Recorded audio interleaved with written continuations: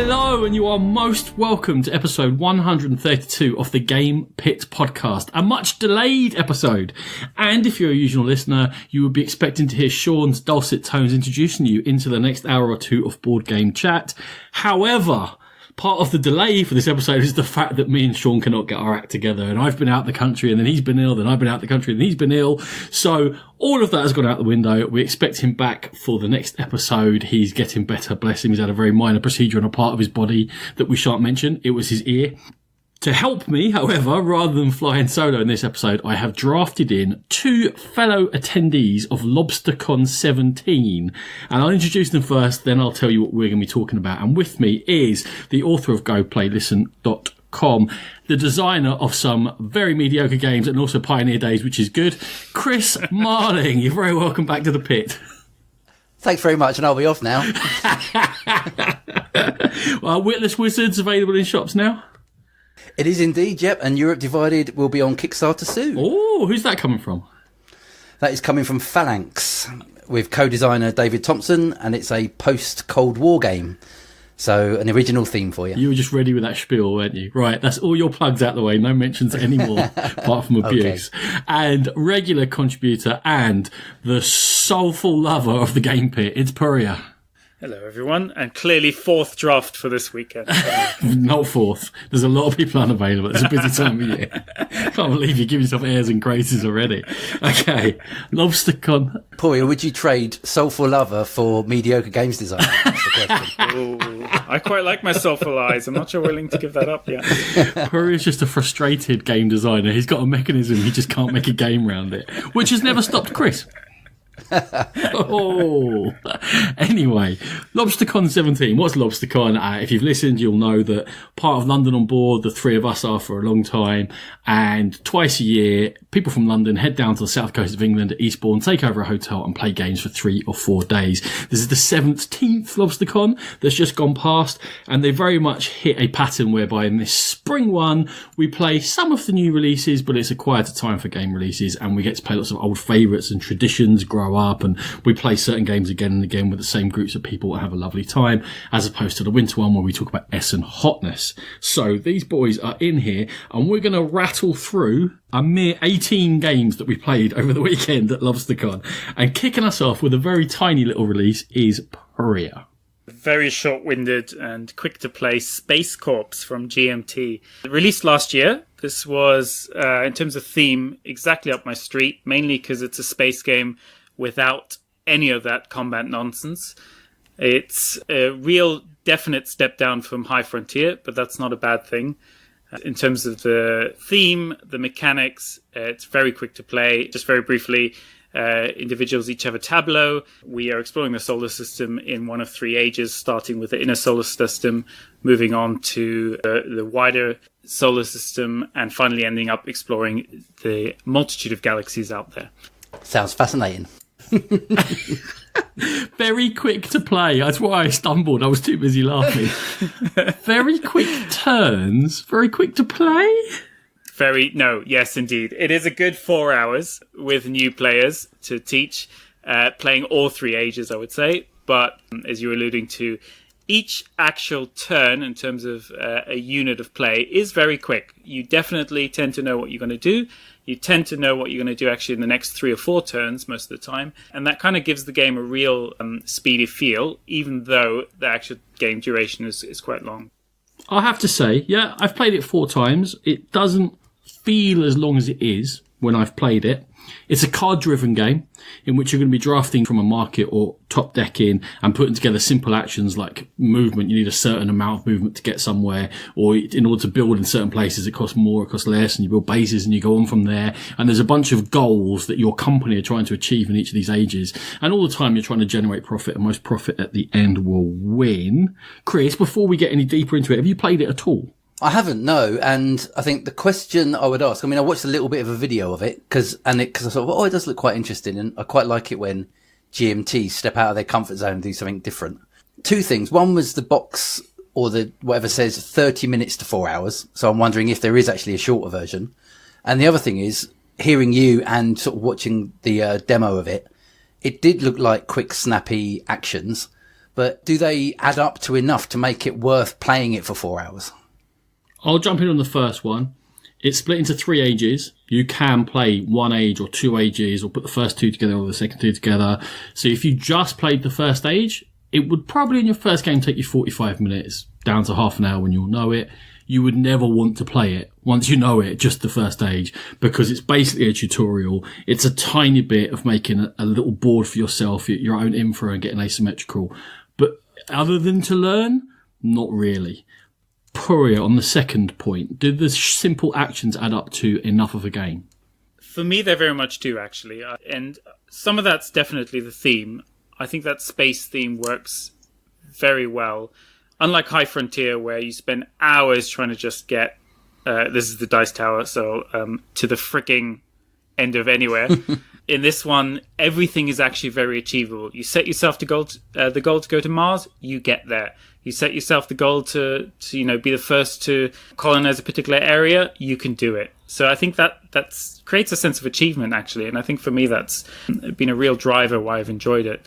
I do feel like I'm getting to the point where I'd like to see a bit of something new, mainly because the game plays out very similarly. The maps are the same, the cards are the same.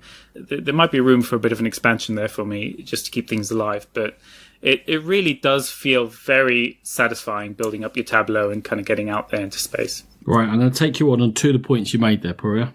Apparently, you've just worked out GMT's secret to success. Make a game that's a bit similar to an awful game, and everyone will go, well, at least it's not that game.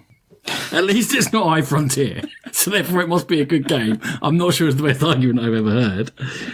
And you basically said what I was going to say. After my first play, I was like, oh, I enjoy this. This is great. This is new. This is simple. It's a nice challenge. After the second game, that's when I was getting used to the third age is very different to the first 2, and where a lot of the scoring takes place as well. And if you're not aware of that going into it, then you're going to be really in trouble. On the third game, I was like, okay, where's the change in this? I'm doing exactly the same stuff I did, more or less, to the previous game. And after my fourth game, I sold it. Yeah, and I'm not sure I can defend that. It's something that's going to need some way of refreshing it. The tiles, for example, so just for those who haven't played it, as you explore the solar system and you land on planets or sites, you can flip tiles, which will represent the various resources available to that site. That set of tiles is not huge, especially in the first age, for example. Yes, it is a tutorial, but you tend to see the same things over and over again. I think that's probably where a lot of that frustration comes from. As you say, the story arc of the game tends to be the same. So I'd love to see this either expanded specifically in terms of the game itself as an expansion, or maybe applying this mechanic to something else. Because I think, as you say, anytime GMT actually kind of tones it down a little bit from their kind of heavy war games, you get some really good stuff. I think we're going to talk about Time Crisis in a minute, but for me, this is another great hit from GMT in terms of streamlining and taking out a lot of those rules, heavy elements that kind of bog down the games for me in the rest of GMT's catalogue. So one thing I'd say to that is the reason it gets repetitive so quickly, is there multiple paths to victory, or are they just sort of so similar mechanically that they don't become that interesting when you try them out? It's the second one. There's alleged multiple paths, but you're doing exactly the same thing every time to do it.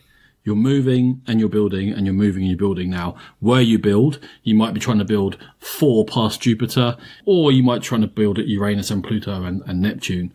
But in effect, you're still building 3 or 4 bases, and it's the same mechanism. Also, I found the game quite static. People can build up an infra, as I was saying. So people can, for example, build up a strong movement tableau. Every other player can use that. And all the person gets is the draw of 1 card as a reward for that. So when people start having their infra set up, I kind of look at it and I go, well, Pouria's ahead of me in movement. I'll just carry on using his. And then it became even flatter for me. So yeah, it got samey. It's got loads of praise, and Pouria was giving it high praise there. And yet saying after, I don't know how many games he's played of it, 3 or 4 maybe, he needs more. And that for me is not a very good game. That's a game that did something a bit different, but didn't do enough with it. Or is it a game designed for the current market, which is maybe a conversation for another day? Oh, check you out. Follow an episode. You're just trying to get back on the show to plug your game. Pouria, the amount we're getting paid, we want to get back as often as we can, can't we? Isn't it? If I'm not getting paid, you lot aren't getting paid. Let's be clear on that. Okay. Speaking about earning your money, there's a game that I got last Essen and I was interested in, and I did a pit stop on it, and then I put the game away, and about 2 days later, I'd forgotten completely how to play it. And then Chris brought it up. He was going to bring it along, and I made him teach me a game that I'd made a teaching video for, and it was prehistory. And thank you for doing it, Chris. That's not a problem. And I'll just have to say I didn't use your video to help me learn the game. And nor should you.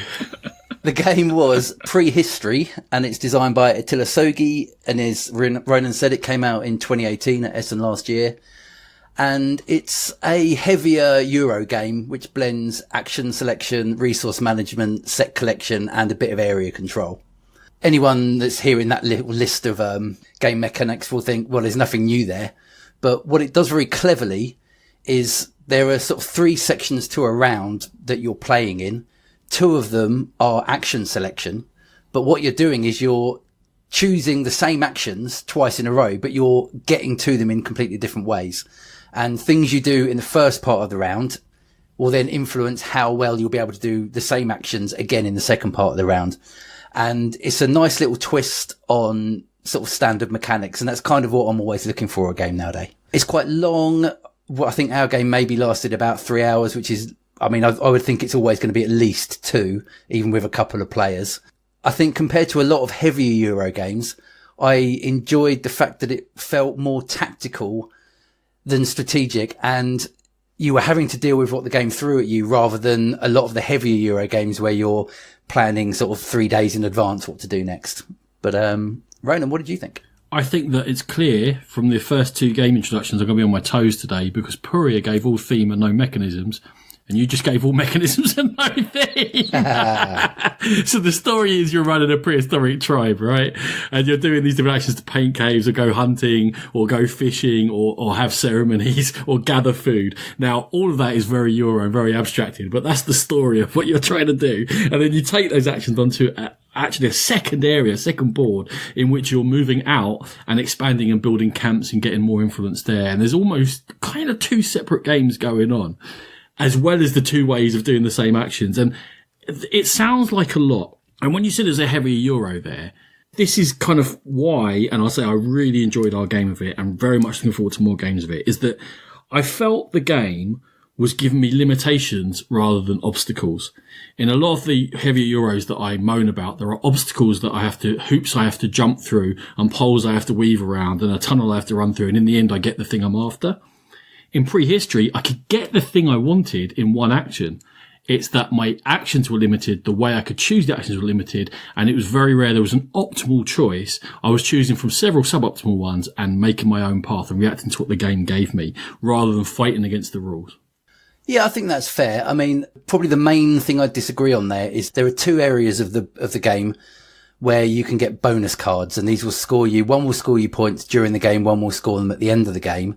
They're both very much tied to particular ways that you might have decided to play the game, and they clear out at the end of each round. So if you don't quite happen to get the right stuff when the best card for you is out there, it's gone, and that can be really costly. So in a game where it's suggesting you try and choose a route and go down it as well as you can, it is then doing that thing that you've just mentioned of, you know, sort of cutting you off from being able to do it at its best. Yeah, the cards did feel wonky, and it's a case of if the cards that come out in the first couple of rounds for what ends up being your strategy, and you didn't know that was what your strategy was going to be because you're still reacting, if they've come out early and they've gone, you will end up scoring fewer points than other players. And I agree with you about the cards. That was definitely not my favourite thing about it. Another concern is that, but I think this is really just because it was our first game for the 3 of us, is the lack of interaction, really. We weren't really following what each other were doing so much. I mean, it was clear I was fishing a bit and you were doing a gathering, but in terms of how we were laying down, because the way that you spend cubes to take actions sets up actions for the summer. So in spring you set up summer and things like that, we weren't so much watching each other, Chris. It's true, and I think that's probably where the heavier part of the game comes in. I think it's going to take perhaps brighter gamers than us. It will probably take us about 20 games to get to that level. Yeah. No, because the bit where we were, say the cubes you choose to use to do actions in the start, you can use any cubes, but you have to be aware that the cubes you use are then going to be available for people to choose. And then they are important in the actions you do in the second part. So I think there's interesting things to be done there. But my only other fear with the game was that certain elements of the game the fishing one that you did, having played it since, is incredibly strong at the start of the game and useless later. Whereas getting out on the board and claiming positions feels like a late game mechanism. So while the game seems to suggest there's loads of different things you can do and lots of paths to victory, I think doing certain things at certain points in the game, everyone kind of needs to get involved in those. I'm not sure that's a weakness, because I very much enjoyed our play as well, and the ones I've had since. Yeah, it is a slight concern. Okay, you're kind of forced to fish and then forced to explore. I think so, yeah, at the start and end. Okay, yeah. That would be a concern for my first game. Pouria, have you got any comments for us?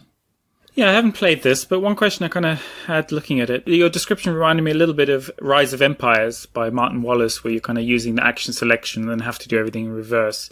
Especially if you're playing this for the first time, can it feel a bit for new players that you're being kind of not pigeonholed, but kind of once you're on a track, you kind of have to follow that through in terms of the strategy for the round? Can you screw yourself out if you screw up the first phase for the second phase? No, it's not as railroaded as Rise of Nations.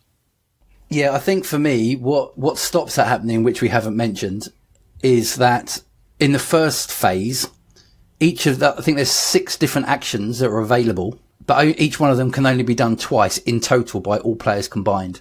So if Ronan decides to go fishing, if he does it once and then I do it once, then no one else can do that in that first part of the game. And then when it comes into the second one, there are always ways to mitigate what you do in the later part of the game. And the turn order reverses as well from spring to summer. So if I got first dibs in spring, I'll be going last in summer. So I can't dominate it for the whole year. Absolutely. So yeah, it has got some clever mechanisms in place to sort of solve that potential problem. Really promising one game for me for prehistory. Looking forward to playing more. Rachel was the third player. She loved it. Definitely going to get more games in because she's been clamouring for it. Chris, your thoughts after a couple of plays? Yeah, I'm still enjoying it. Even the concerns that I've got, I think it will be more just a case of tactically pointing that out to new players. And I'm looking forward to more plays too. Beautiful. Now, I'm going to introduce something very similar to those Euro games that we've been talking about there. Something very deep and thinky. And it's Batman! No. You're so 60s. It's 2019 from Monolith, the spiritual successor to Conan. And I've played it 3 times now, but at LoBsterCon itself, I sat down against Pouria and Sam and Mike, and I was controlling Bane and his hoodlums who were trying to set bombs in the sewers underneath Gotham. And those guys had a choice of heroes, as in most scenarios you can choose the heroes you wish to use. I went up against Batman and Good Red Hood. And were you Catwoman? Cannon fodder. Cannon fodder. Yeah. Were you Catwoman? Sure it was cannon fodder. Yeah, Catwoman. The bad Catwoman, not the good one that I told you to choose.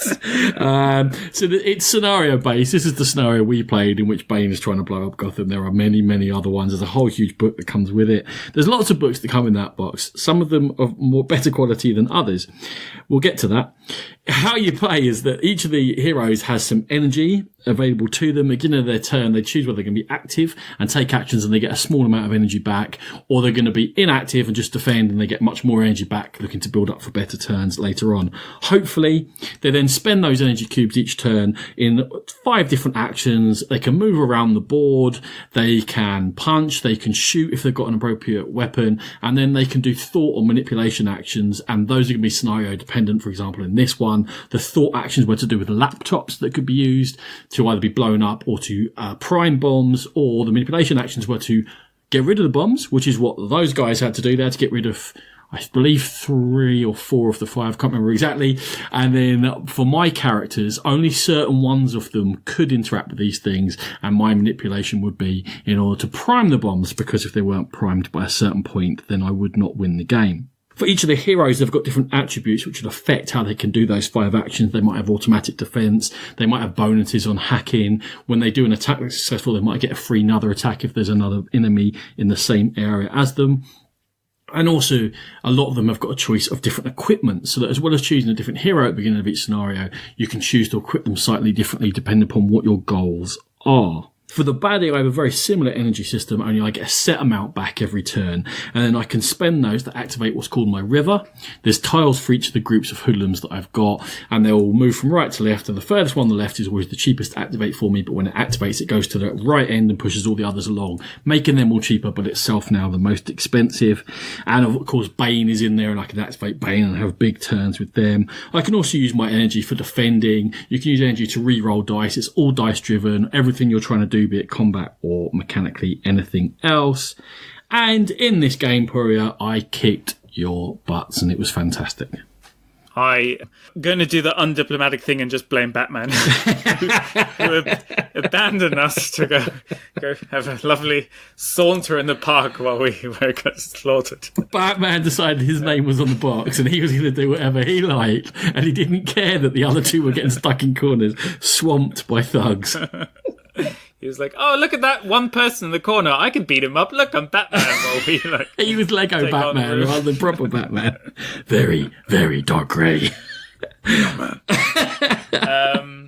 Very interesting in terms of my opinion on this, because the more I think about it, the more I'm drawn straight through the middle. The production, the figures, everything's actually very, very nice. The amount of stuff you get, typical kind of Kickstarter driver. But when we were actually playing it, there were 2 things that really stopped me kind of getting immersed in the game. The map was the first, especially when you told me. So just for reference, the map's got various areas in it, divided up, very clever line of sight. But there's various rules in terms of jumping down ledges, moving through walls, all that kind of stuff. All of which they've chosen not to print on the mat, which I thought was because it changed from scenario to scenario. But if I'm correct, you mentioned that actually it's always the same rules, which made it even more frustrating to see it wasn't printed on the map. And that, in conjunction with the map, that was very difficult to read. I know it's thematic, it's, kind of has a very particular perspective, but it was very, very distracting. I genuinely spent half that first game just trying to get my head around where we could move to. And that already kind of put me in a slightly negative mindset. Yeah, there's specific rules for each map, and they're in the scenario book, but there are specific scenario rules as well. So you constantly have to flick back to the map page and then back to the scenario page, then back to the map page. Now, the answer is, of course, there's going to be printouts somewhere that you print out yourself, those guides to the map. And I get what you're saying is the problem is you can't look at the board and make decisions and flow and go, okay, if I do this, I do that, I spend that energy. You have to keep on referring back. But that's a problem throughout the whole game, because each hero has got all these different attributes, and some of the villains have as well, and they affect how it works. And then the map affects how it works. And there's these little stumbles, and they have not made it easy to play. And what Sam did as Batman, running in and beating things up and going, look how cool I am, exactly what I did, because I played as Conan in my first game of Conan, and I did that, and we lost. Because it's a tactical game. And you have to make proper choices, and you have to work as a team, and you have to look at what's going on, you have to look at which enemies are where, and what can they do, and what they're capable of. And not being able to read the map prevents you from making proper decisions. So you just sort of go, there's a point where you go, oh, whatever, I don't care, I'm just going to run over there and give it a pop. Can I interject at that point? That's because it's Batman or Conan. I mean, why? I was sitting on the table next to you guys while you were playing this. Our game of Turn and Taxis was having more shout out loud, chatting, laughter, conversation. All I heard was the occasional bad Batman/Bane. I didn't know which one you were trying to impersonate, Ronan. I'm sure it was one or the other. I was being Bane! We barely heard a peep out of you. And it's like, I sort of think, well, have these guys watched the films? There's quite a lot of action. There's quite a lot of, Hold on. There's not a lot of comedy. It's not Benny Hill, is it? They're the same as with the comic books. It's serious. It's Batman, okay? It's very grim. Yeah, very grim sounds about right. Very, very serious. I knew you were never going to want to play it, Chris. In fact, I was surprised Pouria agreed to play it, to be honest with you. I love that river mechanic. I think it's so clever. And spoiler alert, that's what I want to see in some other game, because I think that choice that you get in terms of what to activate and the cost escalating, I think is really intriguing. Now, of course, as a player, you don't get to see any of that, and it kind of hinted at that already. You mentioned the rules on the map, and you kind of hinted at this already, but as a player, I then had to remind myself of all the freaking rules I had as a character, all of which are icons which don't mean a thing to me. And some of them are very, very similar to each other. Yeah, and I genuinely would have to sit there with a printout for the map rules and a printout for my character to make any sense of what I'm doing on a turn. And it's a real shame, because I think I can absolutely see the fun in kind of, well, I'm sure I'd have more fun as Batman rather than cannon fodder. The objective-based stuff, if that rules complexity wasn't there, I think I would have had a great time. And, not to mention that all of the whole weekend I rolled like dice tower, but you rolled like a dice tower. No. I'm gonna have to get myself a graphic novel of this cannon fodder character, because he sounds like It's definitely Batman and friends in that scenario. But I told you guys not to choose the two you chose. They were rubbish. But anyway, I had set you up with decent characters. I think that it's a shame. We haven't mentioned how terrible the rulebook is. It's absolutely beyond awful. It's just stinks. It's just almost useless. I can't believe how it was structured. It doesn't make any sense whatsoever. Lunacy. Okay. I think that if you care, sit down and play 3 or 4 times, and then all those things go away, and you do start clicking in, and you do start making the decisions, and then it is mechanically a good game. It can't always be balanced. Scenarios swing this way and swing that way because of so much going on. But as a game, I have really, really enjoyed playing it 3 times, and I'm going to play it more. And everyone who comes near me gets Batman thrown at them, and they go, can't play Batman. And sometimes do I get to be Bat-Cow next time? I will consider that. Right. That was Batman. I really liked it. Pouria, not so much. And Chris would not play it if it was the last game on Earth. Oh, that's not true. I'd play anything once. Okay, Chris will play it once so that he's got an informed bad opinion of it. Pouria, we sat down on Sunday morning, pre-booked, with Mr. Martin Griffiths, Time of Crisis guru, and he's got an early copy of the expansion for Time of Crisis, and we played it. Yeah, so I'm not going to rehash the base game, because I think we've covered this on a previous... We can rehash it quickly, the fact that it's 4th century, 3rd century Rome, and we're families, and you're trying to be emperor, and it's a map of Europe, and it's card-driven, and it's deck building, and you three different currencies from your cards, and they allow you to take political, popular, and military actions, and you're trying to dominate the map, both politically and militarily, to score points. That's about it.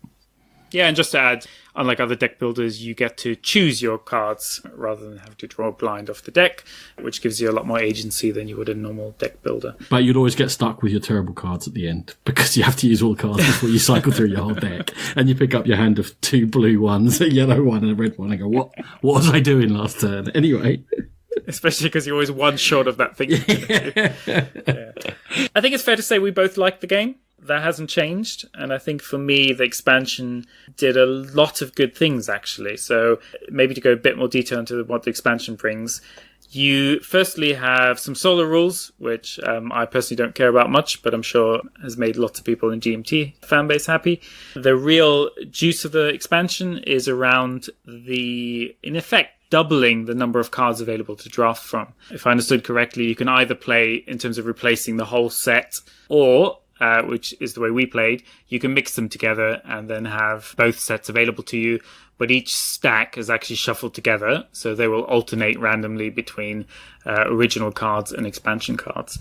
And just that new pool of cards really felt like it gave you a bit more option in terms of how you might approach the game in a very good way without actually increasing any of the overheads in terms of rules, because everything's just on the cards. You still have the same number of cards to draft from, which means you're not having to think about twice the set there. Some of the stuff you could do just felt new and different in a very good way. The last thing the game introduces, which is something we didn't really get to experience much, is just new ways of being emperor. So in the traditional game, you would sit in Rome, being a happy little emperor. In this new expansion, you can also choose to be a provincial emperor, having your capital somewhere out in the country, or alternatively, you can stomp around the board as military leader, something which sounds intriguing and also just adds a bit of spice without adding too much overhead. So From my perspective, I really enjoyed our game. I think the expansion's done a lot of good things without introducing complexity or overhead. And for those who enjoy the game, I think this is definitely a no-brainer. Chris, have you played Time of Crisis? I haven't, no, and it is one I'd like to play. Before this, as I hadn't played it, I had a bit of a look at sort of low rankings and what people complained about it. And is this going to be a BGG comments thing? Because I love a bit of BGG comments. It is. 2.0, this thing killed my cat. Exactly, yeah, absolutely, yeah. I saw someone playing this and didn't like the look of it. 1 out of 10. I got sent a dented copy of it. Yeah. But my favourite one of that recently was that there was something from a Brazilian company and someone had given it 1 out of 10 because they backed a political party in the last election. So they gave their game 1 out of 10, which I thought was special. No, these are probably GMT based comments. And I don't want that to sound as if I've got any problem with people that like GMT games, because I haven't, because I like quite a lot of them myself. But they did feel, the comments sounded a bit kind of GMT fan based. Because the criticism both of you now sounded judgy about GMT fans. I'm very sorry, GMT fan. In the last 3 minutes, Pouria's been a bit like, I'm sure some GMT fans will like solo rules. All right. No, this is very much a thing that I was just wondering if it was true. But basically, people were saying that the theme is just massively pasted on and doesn't give you any feel of sort of Roman times. And I guess when someone picks up a GMT game, they're hoping for some sort of thematic experience. I mean, unless you're talking about, I wasn't able to simulate the 3rd century BC year 2 invasion of Rome. The level of immersion was absolutely fine for me. So that's at least personally not something I felt. My problem was that Pouria was talking in Republican era Latin, which was just completely just threw it. I hate it when he does that. It's as a Euro game, which is almost it is what it is with some conflict. It's quite thematic. For a war game, it's not thematic.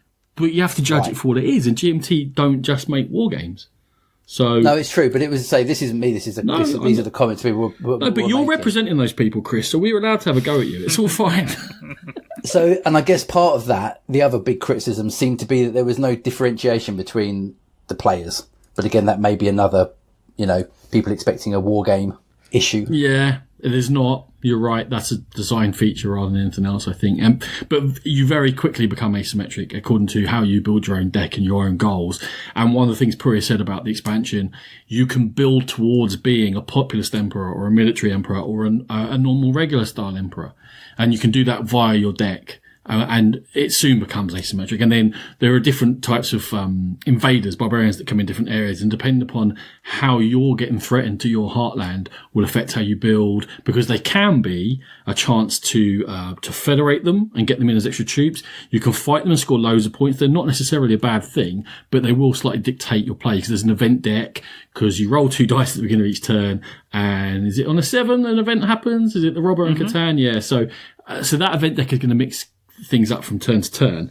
In terms of playing with this expansion, it had been about 14, 15 months since I played, and that was too long. I thought I remembered the game more than I did. We were lucky, I think Martin was there because he guided us through. And I certainly didn't think that I needed an expansion until I played with it, and now I need the expansion because it does what Pouria said. It adds more choice without complexity and without really very many overheads at all. And it's a brilliant expansion. If you like the game, you're going to like the expansion. If you don't like the game, you're not going to like it. It's the way it rolls, isn't it? I think in terms of our actual play, we didn't obviously explore it as well as we could have, because 3 of us were relearning the game and not quite on board. So I'd like to play it again quite quickly. I think the board position was quite rigid, mostly because the best player took Emperor early, and then we weren't good enough to respond to that, because there should be some nip and tuck and give and take, and it should be, as it was historically, the Emperor ship, if that's what you call it, a ship in which you're the Emperor. It should be flying around from family to family, and it wasn't really happening because we weren't good enough to attack him. And then eventually I got Emperor, and then of course there was a bloody event brought out an upstart Emperor. I didn't even get my Emperor points for that, which was really irritating, and something that I would have, if I was more on top of the game, I would have been aware of and maybe played slightly differently. And a funny thing about it is that it took us 2.5 hours to play, and I wanted the game to be longer because I thought, there's more stuff can happen here, and it's still developing, and I can see where people are going. And that's after 2.5 hours maybe. And I was like, that's unusual But I think that comes down to me in that I have to realise this is a race. When someone's hit 60 points and they're Emperor, this game ends and I have to have got everything that I want to do done. So I'm glad that I feel like that at the end of each game, and it makes me want to play again. Yeah, and I think that's, from my perspective, probably just symptomatic of the fact that we're probably trying to build up too much to do something. We think we need a big stack. We need to build up to this big event, whereas I think a good player clearly just kind of goes for it. And as you say, there'll be a lot more dynamic action on the board. And as you say, every single time I've wanted the game to be like 10 turns longer. It's really encouraging given how long the gameplay is. Yeah. So Time of Crisis, the new expansion, really enjoyed it. We're going to stick on a Roman theme with the unusually named, Chris. The Romans, which is a game coming soon. It's already been on Kickstarter, I think, and it's actually going to be hitting the shops, I think, at UK Games Expo and afterwards. It's called The Romans, and it's by the Ragnar brothers. It's a actually quite strongly themed game. It's a worker placement game with a little bit of dice combat. And what makes the game stand out is that each player's got their own map of the area that the Romans conquered. And you start in the very middle of Italy and you've got like a small garrison there. And all your maps are essentially look the same, but they're all slightly different. So you'll be sending out your troops and you'll be taking over provinces. And while all our provinces will look the same in terms of the map, if I take over a particular one, that may give me a particular type of resource. But if you take it over on your map, you'll take over a different type of resource. Is this Romans of the Multiverse? Yes, okay. Exactly. Right. They've got, I can't remember what they call it, but they call it a particular type of game. They've made a few of them in a row now where you're all basically essentially in parallel universes. Yeah, Nina and sort of Pinto, that was one of them, wasn't it? That was another one that did the same thing, yes. So I was a little bit skeptical about it, but it works incredibly well. And I think what really makes it is dice in a game I love. But in a kind of dice combat game, I always struggle with them because, I might put myself in a brilliant position and then you're in a rubbish position and I roll a 1 and you roll a 6 and you win. And it's okay. Well, why did I bother doing all this stuff leading up to that point? What this does, that wasn't just the dice. You just sucked. Sorry, Chris. What this game does incredibly cleverly is each person maps out their turn. Everyone's going to be doing slightly different things. So I might be attacking Germany. You might be attacking Mesopotamia, and I might be sending a massively strong force. You might be sending a really risky small force, just hoping you get a good roll. But then it's right. Okay, so it's now time to have the battle. We've all done all our actions. Then one person rolls a dice. And that dice roll affects all of the battles. So if I'm in a very strong position, you're in a very weak one. If the dice roll is very even, I'm going to be fine, but you may lose your battle. It's such a simple mechanism. And you just don't sort of see it in games. And you think, oh, wow, why haven't more people done that? It's got a lot of theme. As you go through the 5 sort of eras of how the Roman Empire expanded and subtracted, you have different Roman generals who were the actual ones who you're choosing one. So, for example, if you choose Hadrian, you get a free wall. It's that kind of thing. So they are thematically tied. The game's very long and it is quite swingy, as Ragnar Brothers games tend to be. But yeah, I absolutely thoroughly enjoyed it. It's a shame the art was by the Ragnar children. Well, I found it reminiscent of Asterix. And so maybe you have to be a person of a certain age to appreciate that. But I very much enjoyed that. Oh, brother, I read all the Asterix graphic novels. I got them all out of the local library and I do not like that art. In fact, the biggest problem they're going to face is trying to sell a game of this length with that look.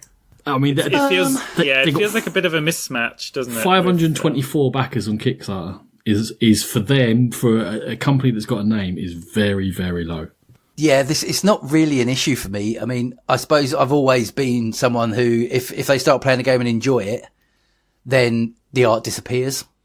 I know, I fully understand that. If their problem is going to get people to play it, mate. Like, I would never have given this a second look, apart from you played it with the guys down there. You were saying how much fun it was. They were saying it was fun, and you've got me interested. And I'm like, right, now the next time I get a chance, I want to play the Romans.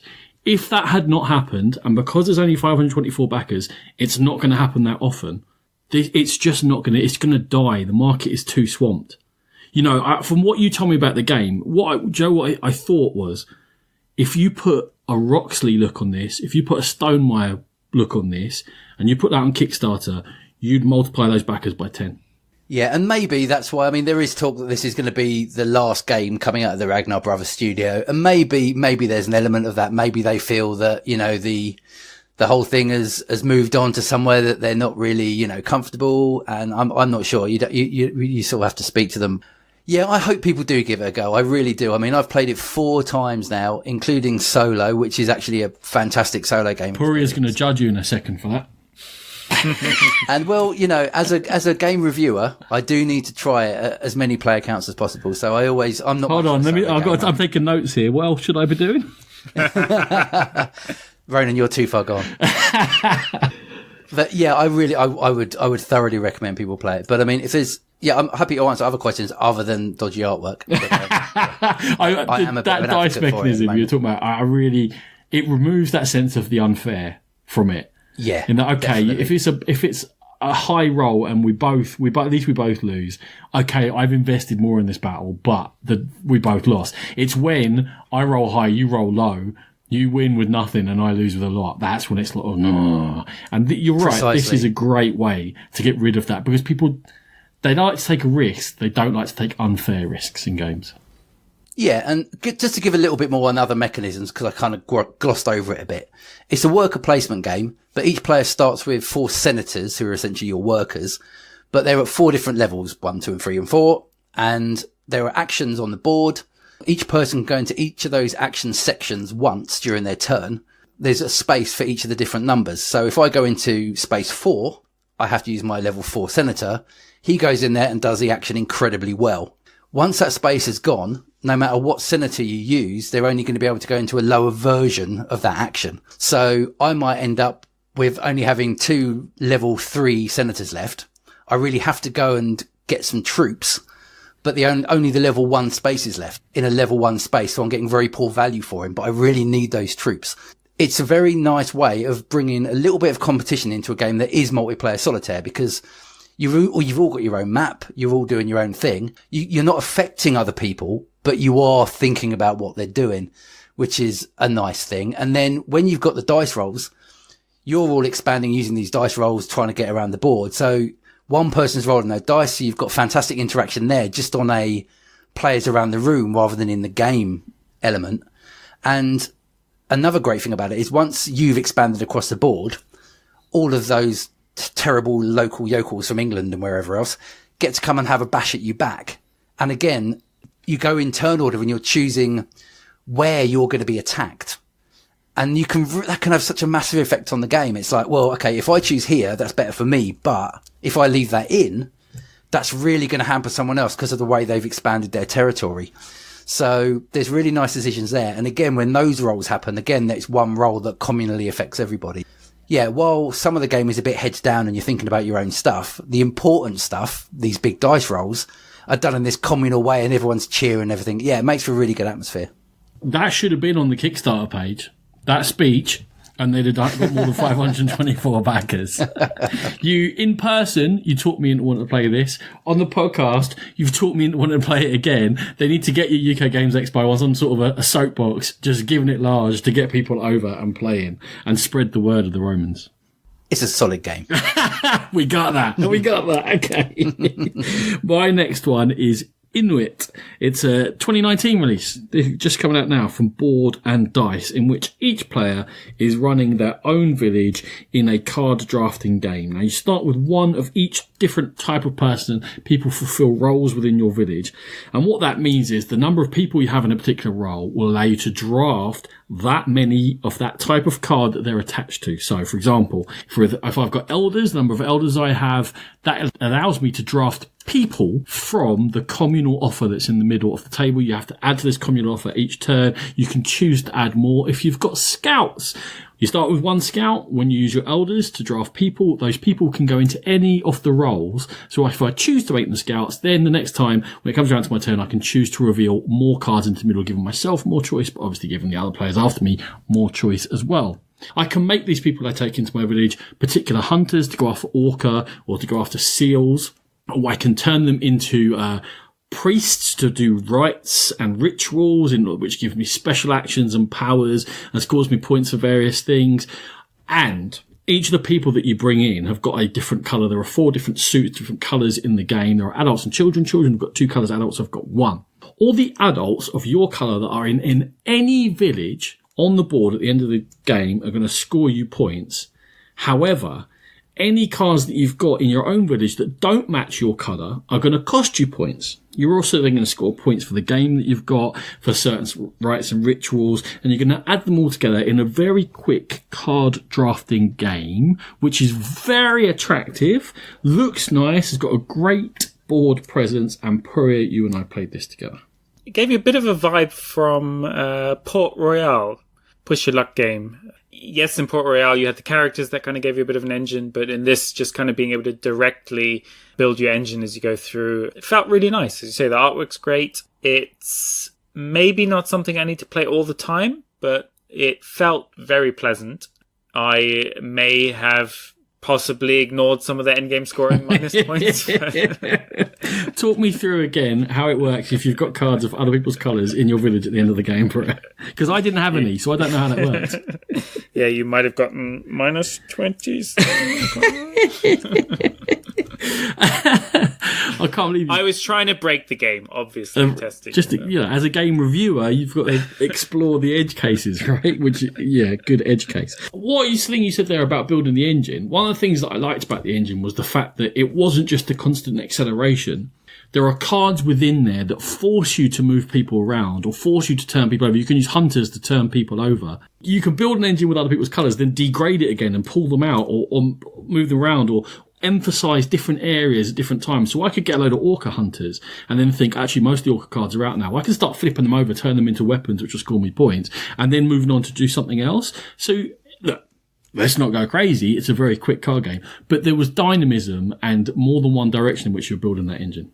And all of that creates a bit of interaction, which you don't get from other games sometimes in the genre. So being able to actually destroy and affect other people's engines, it was a nice little touch. So it surprised me how much I then started to care what you were drafting or where you were putting your people and what Adam was doing and what I was doing and how then that affected me. And I'm like, well, you've got all the seals hunters, so why am I bother going after them? But next time I get to kill cards in the middle, I'm definitely going to kill all the seals with clubs.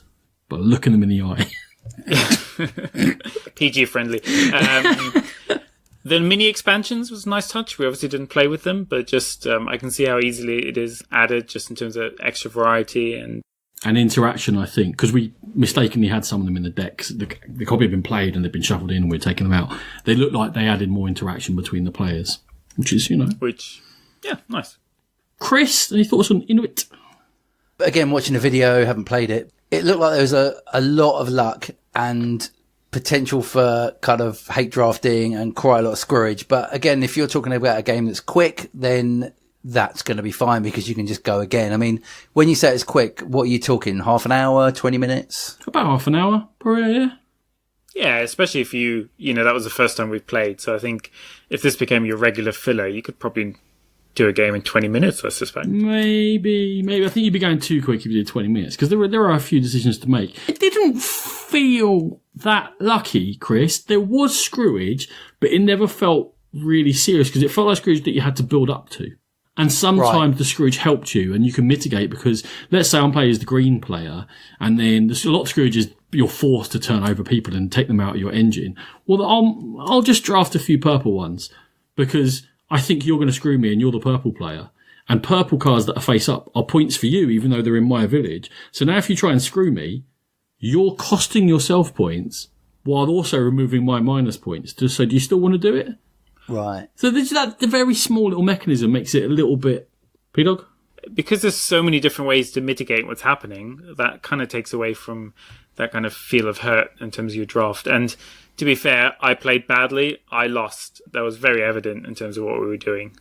And did I beat Adam by like a point and he was sure he'd won?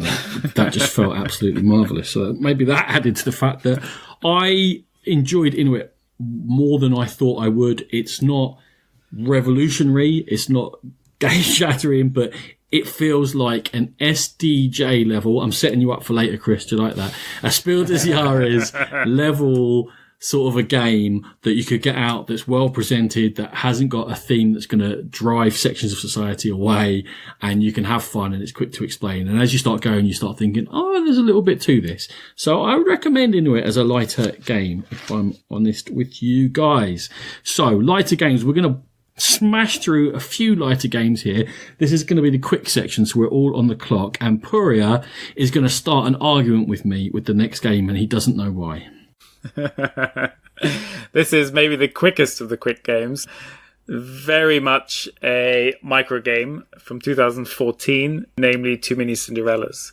And as everyone around this table knows, we all want to be a princess once in a while. I am one. Yeah. It's a small deck of cards with a variety of princesses on. Some might be blonde, brunette, big shoes, small shoes, likes beer, likes wine, various criteria. Everyone's simply dealt 4 cards, with some cards being taken out. On your turn, you simply choose and play one of your princesses. Each princess at the bottom also has a particular rule associated with it. So, for example, a princess might say, the Cinderella we're looking for can't be blonde.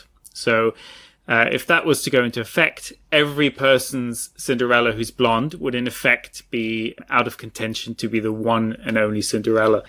Everyone has a yes and a no vote, so there'll be a simultaneous vote for the group, with the wrinkle being that everyone can only use their no vote once. So once you've committed to that... Same as game selection on Games Day.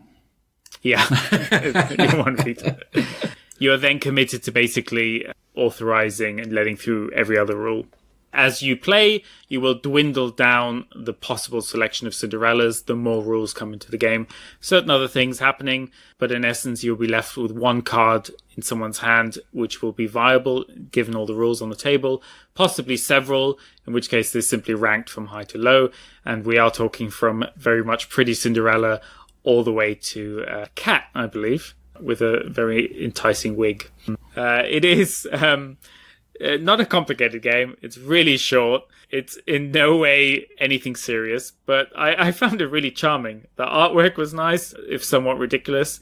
I strongly suspect the original Japanese version of this game might have suited that endearing style a bit more than the US and UK publishers. Played on the train. It was very love lettery in a very good way. Chris, have you played Too Many Cinderellas before I bring up my beef with Pouria? The thought of you bringing up your beef with Pouria has put me off my stride.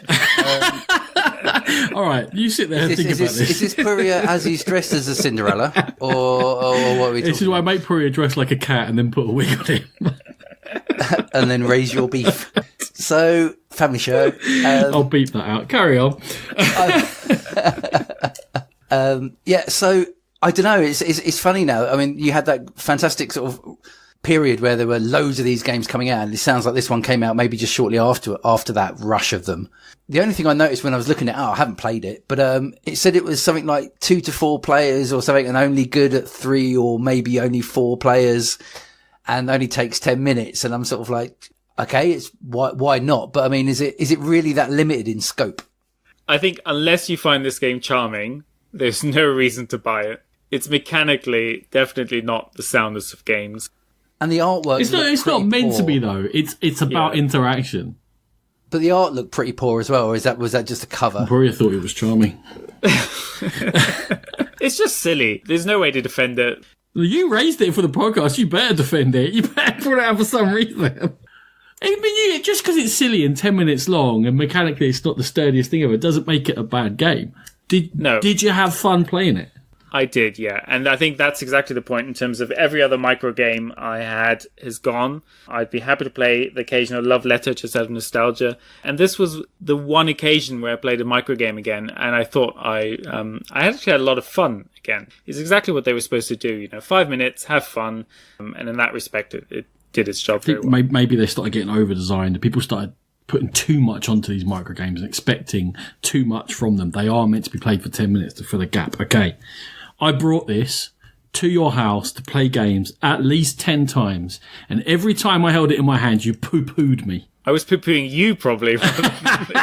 You wouldn't even look at this game. I said, I've played this with the kids. This is quite funny. You'll be surprised how fun this is. And you wouldn't let me open I think you kicked me twice. I definitely had water thrown over my head. I was vilified. I had to shave my head. I was put in a sackcloth. Come on.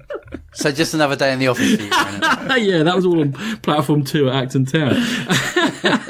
Yeah, I played back when it came out. I played it a few times with the kids, Amazons. We all enjoyed it. I thought I was probably going to get more out of it with adults because I thought actually there is that much more in it of the laughter and the fun and stuff. Look, it's not worth 30 plays, but it's worth 10 or 20 of your time. And I thought 2 Minutes in was a really good micro game. I enjoyed it a lot, but I got rid of it because Pouria wouldn't open his mind and play with me. Consider my mind opened. Yeah, 5 years too late. Well done. On this whistle-stop tour of 18 games, Chris Marling's up next. With Whistle Stop by Scott Caputo, came out in 2017.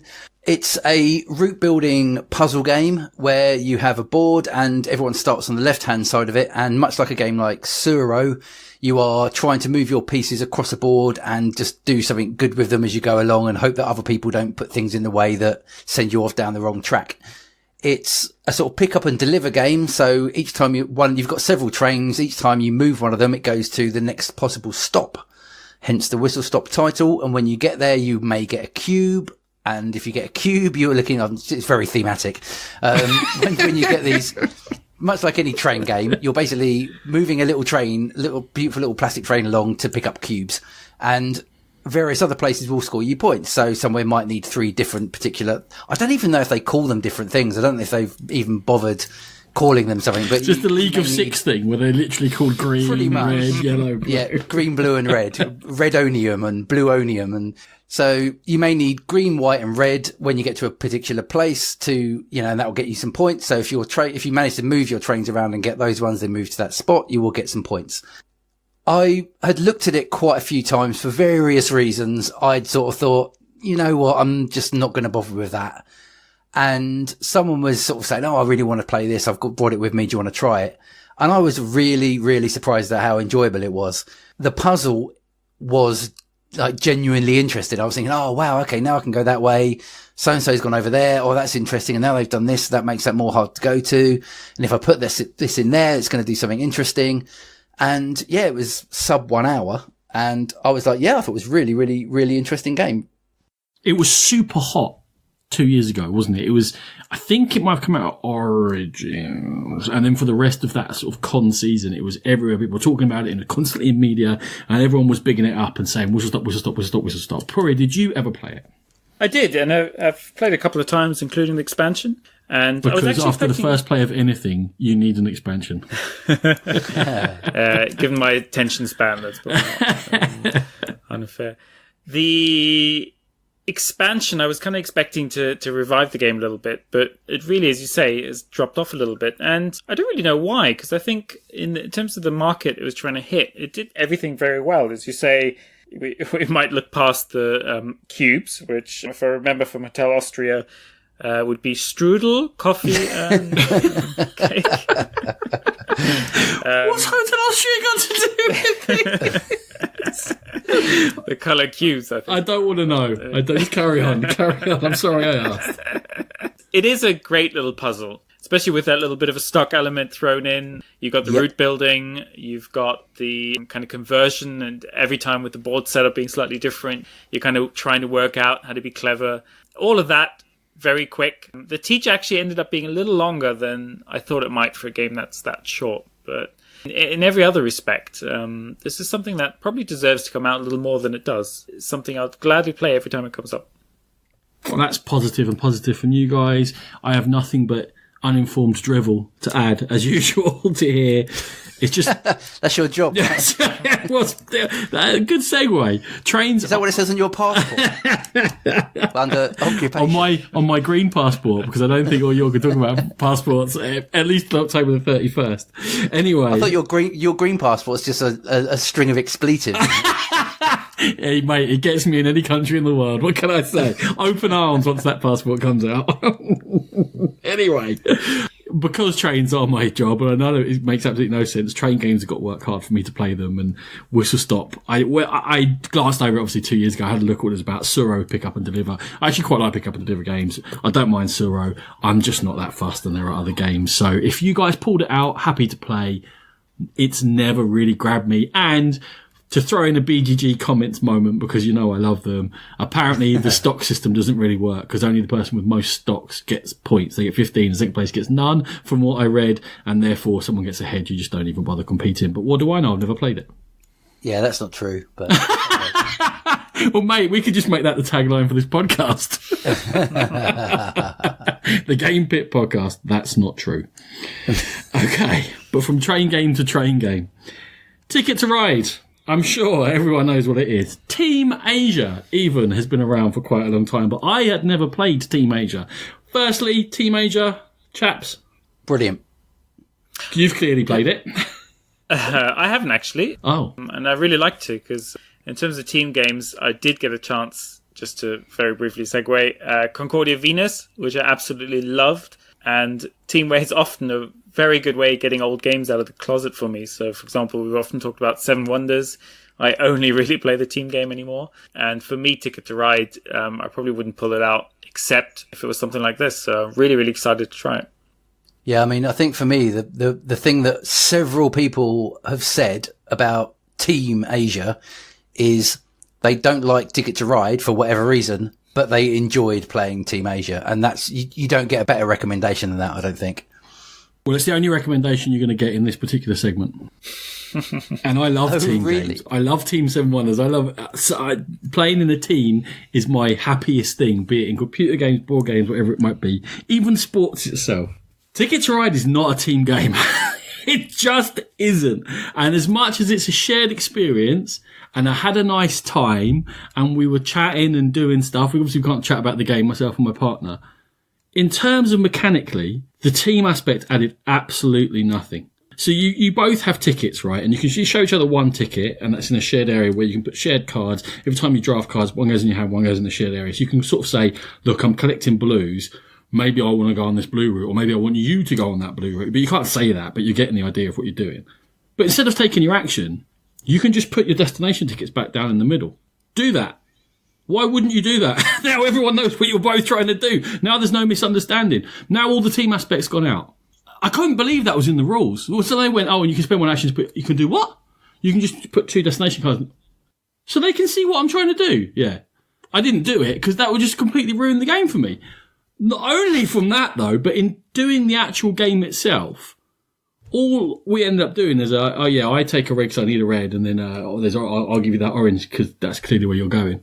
And it wasn't a team game. There was no cleverness. I wasn't setting anything up. The draw of the colour cards is too random. So it's not like I can do something clever and be like, if I take that white, then I know that pink's coming, so they can... I'm just doing what I do if I was playing single, which is just take the white, take the black, take the white, take the yellow, take the... Yeah. My thought process was almost in no way different being on a team than it was playing solo. What I would say to that is, rather than think of it as a team game, what you should think of it as is an anti-team game. Because go on. You guys on this, I mean, you guys are embarrassing defenders of games such as Firefly, where the game is absolutely dreadful, but your defense of the game is, it tells a story and it feels like the universe and all that, which is, it's an argument that's up to you. That's fair enough. But with me, with Team Age, I mean, I know you're talking about your particular experience, but I spoke to several people over the weekend that had played, I presume, in your games, that have been in various games. And as soon as I sort of said, have you played anything? Several people, the first thing they said was, we had a game with Team Asia. The next thing they said was, it was hilarious. And the third thing would be, so-and-so and so-and-so were just so funny because they were getting so angry with each other because they got it wrong and they didn't know what they were doing. And one of them kept putting things down and the other one was screwing it up. And then you talk to the other person in that team and they'd be saying the same thing. Yeah. I just totally didn't understand what they were doing. And it was so funny. It was probably, from the people I spoke to that played it, it was probably the game that had the longest stories coming out of it. And it's a family game with no theme. And it was you were just hearing these hilarious stories and they were telling them with a smile on their face. So for me, the game succeeds. That's it. The game, that's it. It's right. a winner. given I haven't played this, I think the only way to resolve this is the two of you back in the jelly pit, and we'll find it out later. Bring it on. One of us is disappearing somewhere, and I don't know who and where. Okay. What I'll say is that, admittedly, I spent 90% of my time whinging about the mechanics there. My opening line, to go back and give it a slightly more weight, was, we had a fun time around the table. Precisely. It was a fun experience.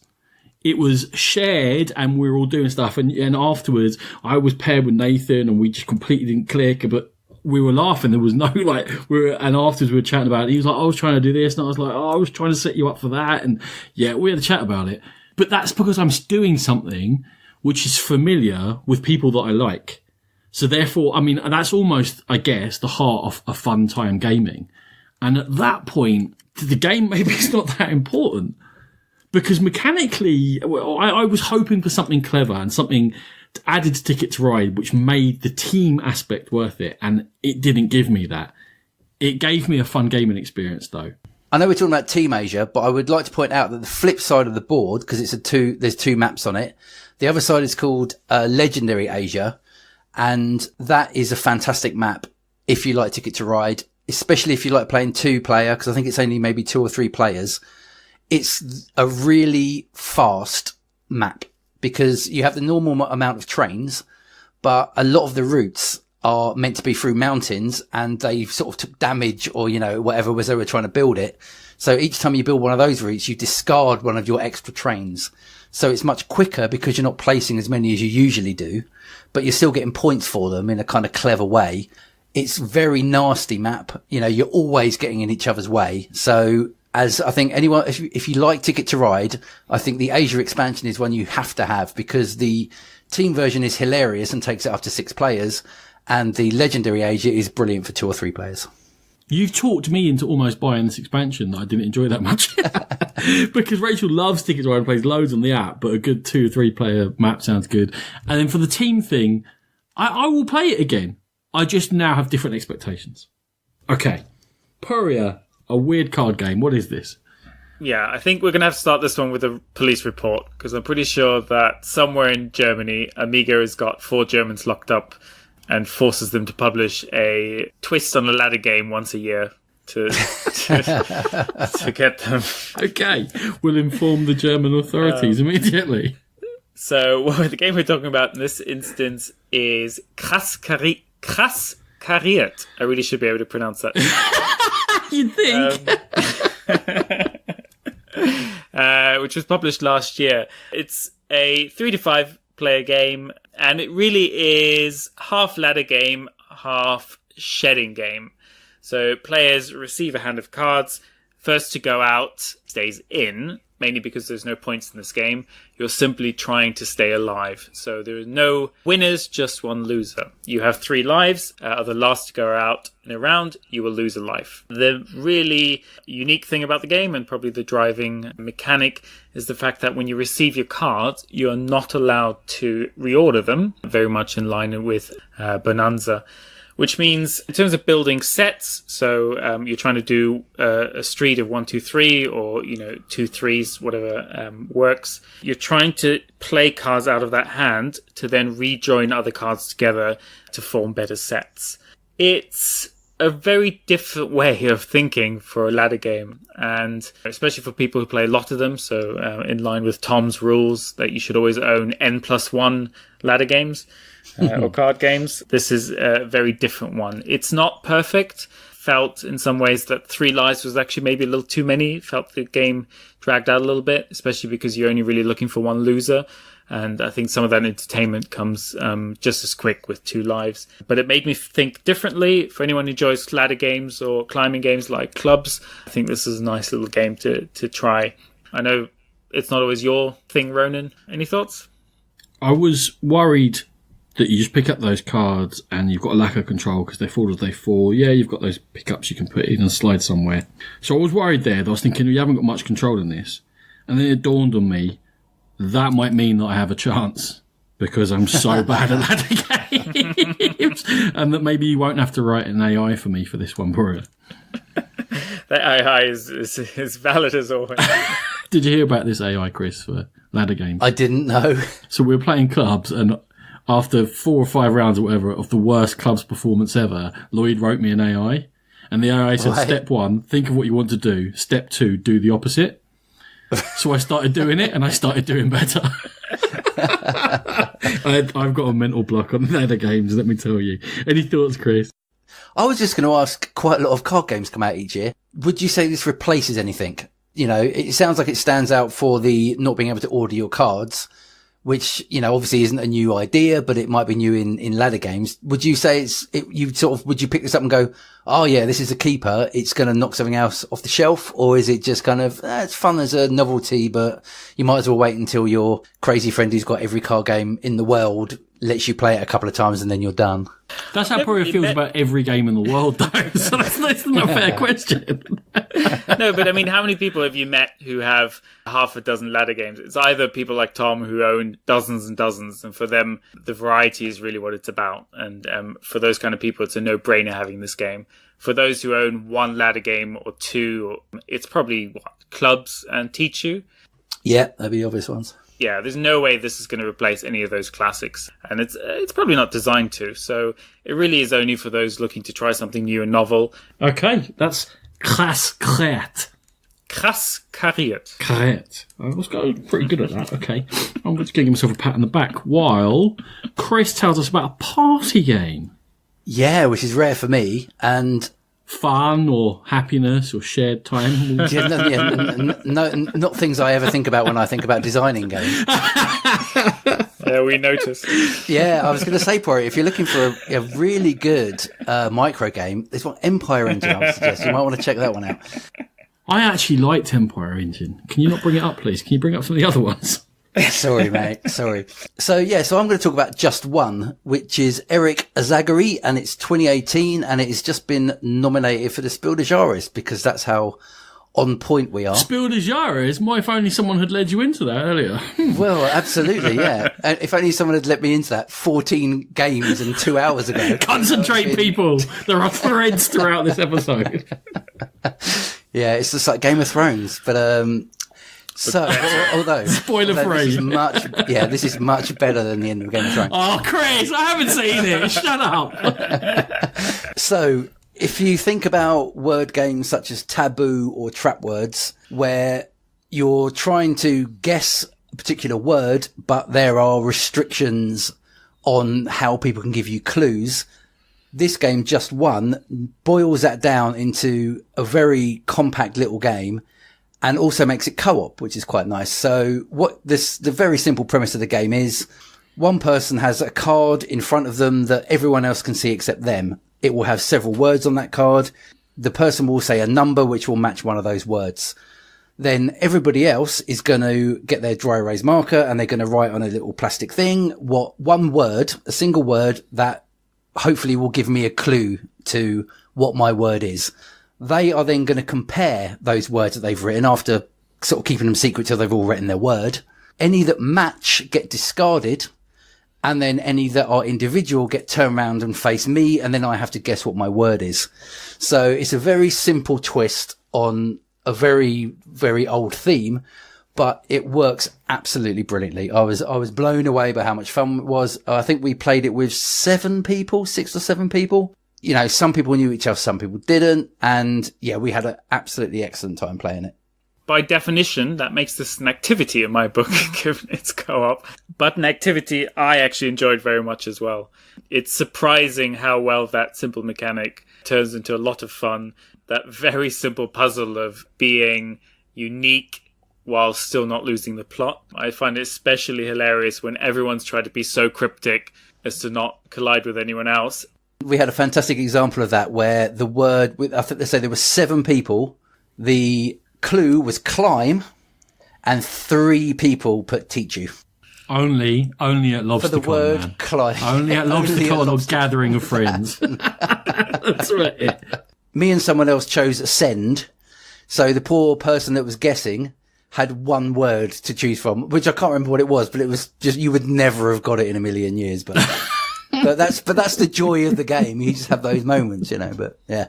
This was going to be really quick, by the way, because I was about to say I've never played it, but I see it on Dice Tower tonight. It looks fantastic. I get the whole idea behind it. And the next time that I have a family gathering, I will bring along just one. I'm literally just waiting to buy it for a point where I know I'm going to use it. But to stop us from moving on very quickly, what are you talking about? It's an activity, not a game, because it's co-op. It's not...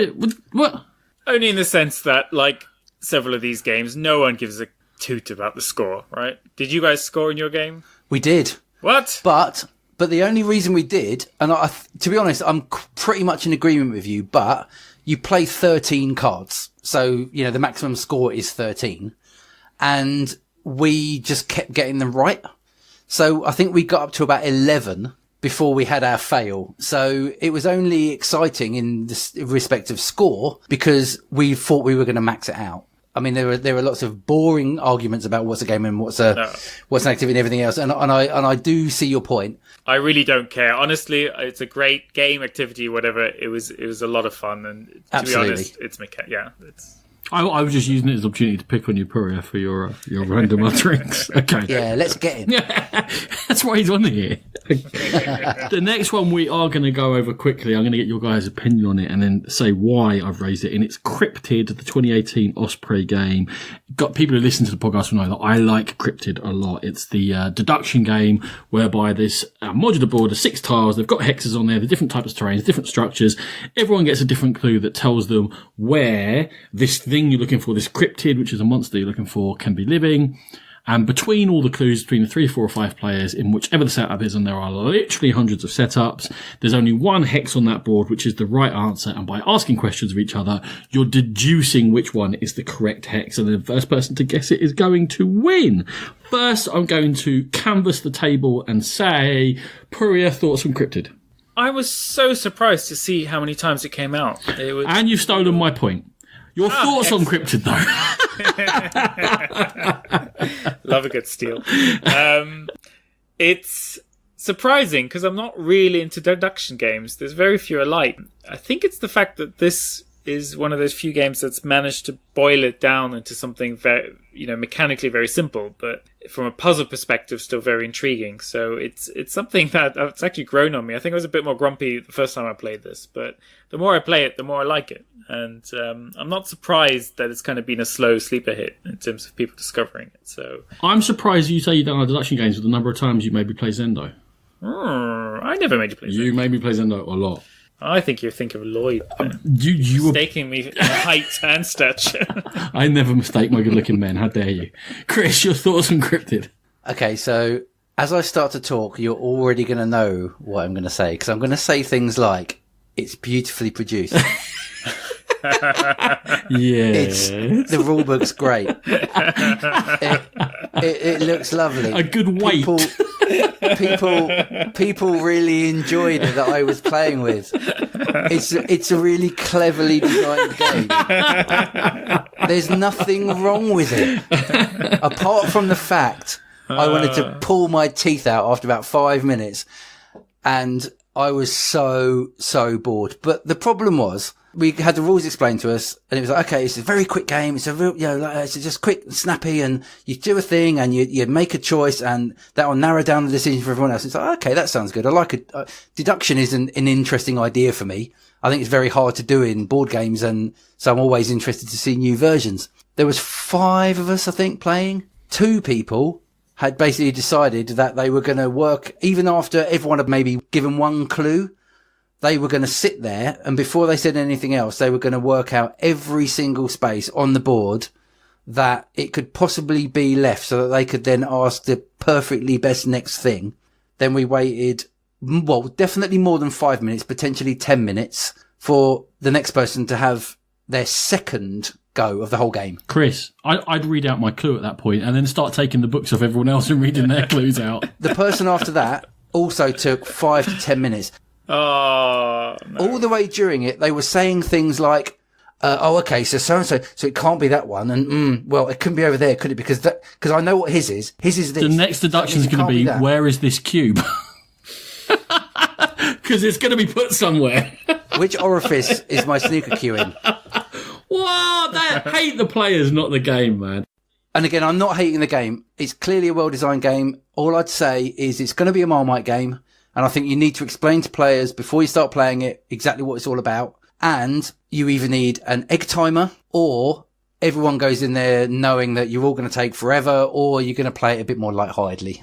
I was looking forward to a Chris rant. Good. He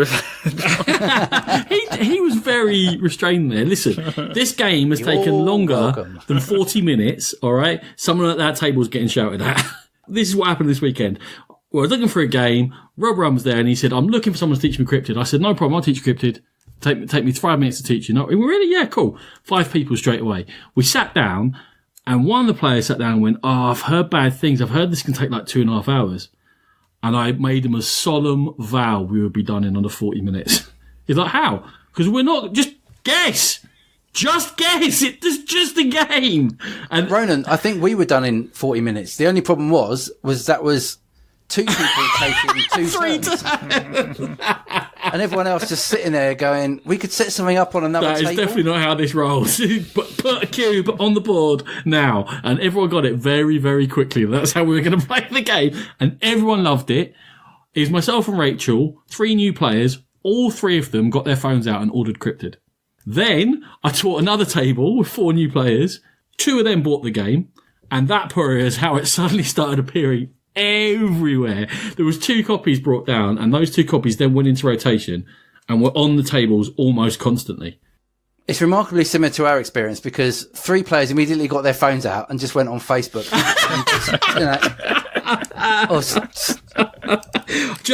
I've written down here that I think Cryptid is a classic game, and I think Cryptid will last, and I think Cryptid will be coming out in 10 years' time at cons. I've already solved your AP problem anyway. Go on. I'm going to introduce the little catapult from Carcassonne for AP players. I hope I haven't sounded miserable about the game, because everything about it seems very clever and very well made, and the rules are tight as. But yeah, you've just got to play it with the right people. So we'll go into one before we sort of round off with some of the heavier hitters. One other, Pouria, it couldn't be lighter than this game. Worth every penny. Every penny that I paid for it. Free, namely. And in fact, just to give the context here, we have a free raffle every year, which I have failed to win 16 events running. So we haven't had the raffle for 16 events. Close enough. You dumbass. We had it for about 6. It feels like it. Is it really only 6? The raffle, yeah, because it's when we moved hotels and we had to guarantee the rooms. That's when we brought in the charge. And then we were like, well, what are we going to do with all this money? Because we had to guarantee people would book the rooms and not pull out on us all the time. And that's when we created the raffle. Okay.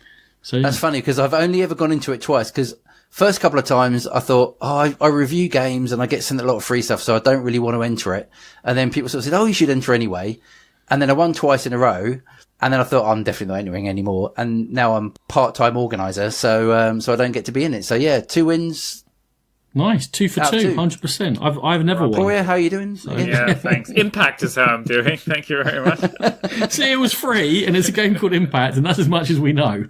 Right. Impact is, in fact, the re-implementation of Strike from 2012, which the game you thought would never need to be re-implemented. Yes, which I understand is a bit of a hit in certain circles, especially on some other not-to-be-named podcasts. You can name Rolling Dice and taking names. I don't mind. Yeah. Tupperware your favourite. A game that has, as far as I'm concerned, never really spotted it, to be honest, because it's not really something we take to a noisy pub. Whereas, in fact, that's exactly where it should live. Impact is basically the same game. So for those not aware, Strike, you have a bowl, or rather a tray you throw your dice into. Any values that are the same come back to you. And you're basically trying to stay in the game by keeping dice. So anytime you have unique values in the dice pool, that's bad for you. Impact is exactly the same game.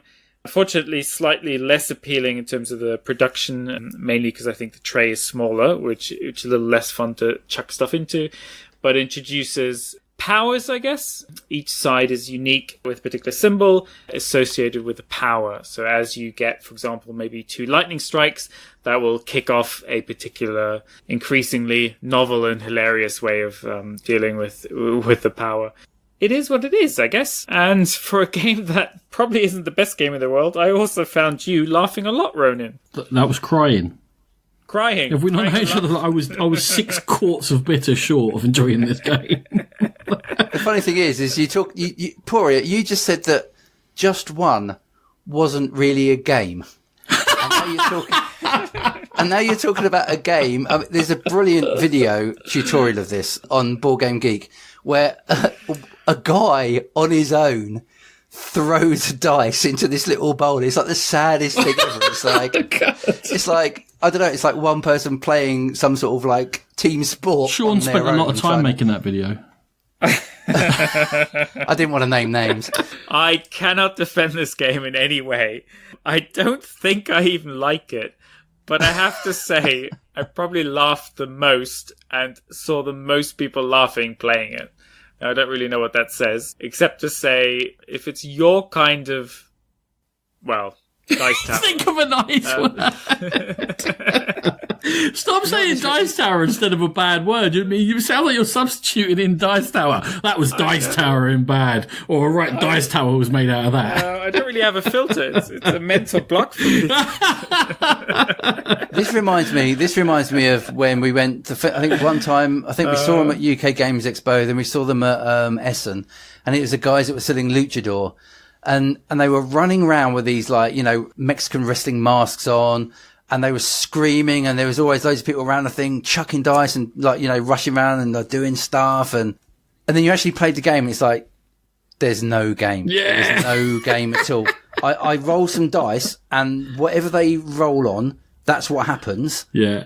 And then it's someone else's go, and it's like, hang on, what you can't do anything? No, you just roll dice onto a box. This just reminded me of that. I presume that's a roughly correct assumption. Well, the thing with Impact was, the funny thing was that we'd play it, we'd sit there telling people how bad it was, they'd watch it going, oh my God, that's terrible, and then sit down and play it.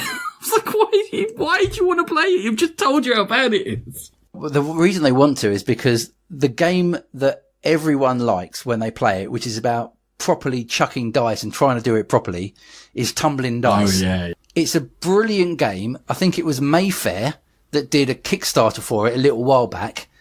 I don't know if they they must have made like 8 copies or something, because you're sort of thinking, oh, brilliant, this game's coming back into print.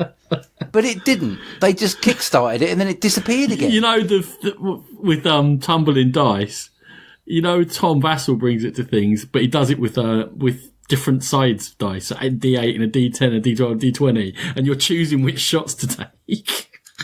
So you get like a D20 I like the sound of that. Yeah, that does sound funny. That was genuinely surprising, as you say, how many people got drawn in. We were complaining about it, you were going on about it, but yet we played game after game of it, and there was genuine enjoyment there. Now, I don't know if it was laughing at the game or with the game. It was therapeutic because it was a chance to sit there, throw dice, and then just shout at how bad the game was. When I walked out there feeling like some of the burdens of the world had lifted slightly, it's like a stress level. Yeah. Anyway, so from that load of hot air to the hottest of cardboard, so hot you can't touch it, flying in the air, Wingspan, Chris Marling. Well, it's a game by Elizabeth Hargrave. It was released this year, as far as I'm aware. So Wingspan is basically a card-based engine building game.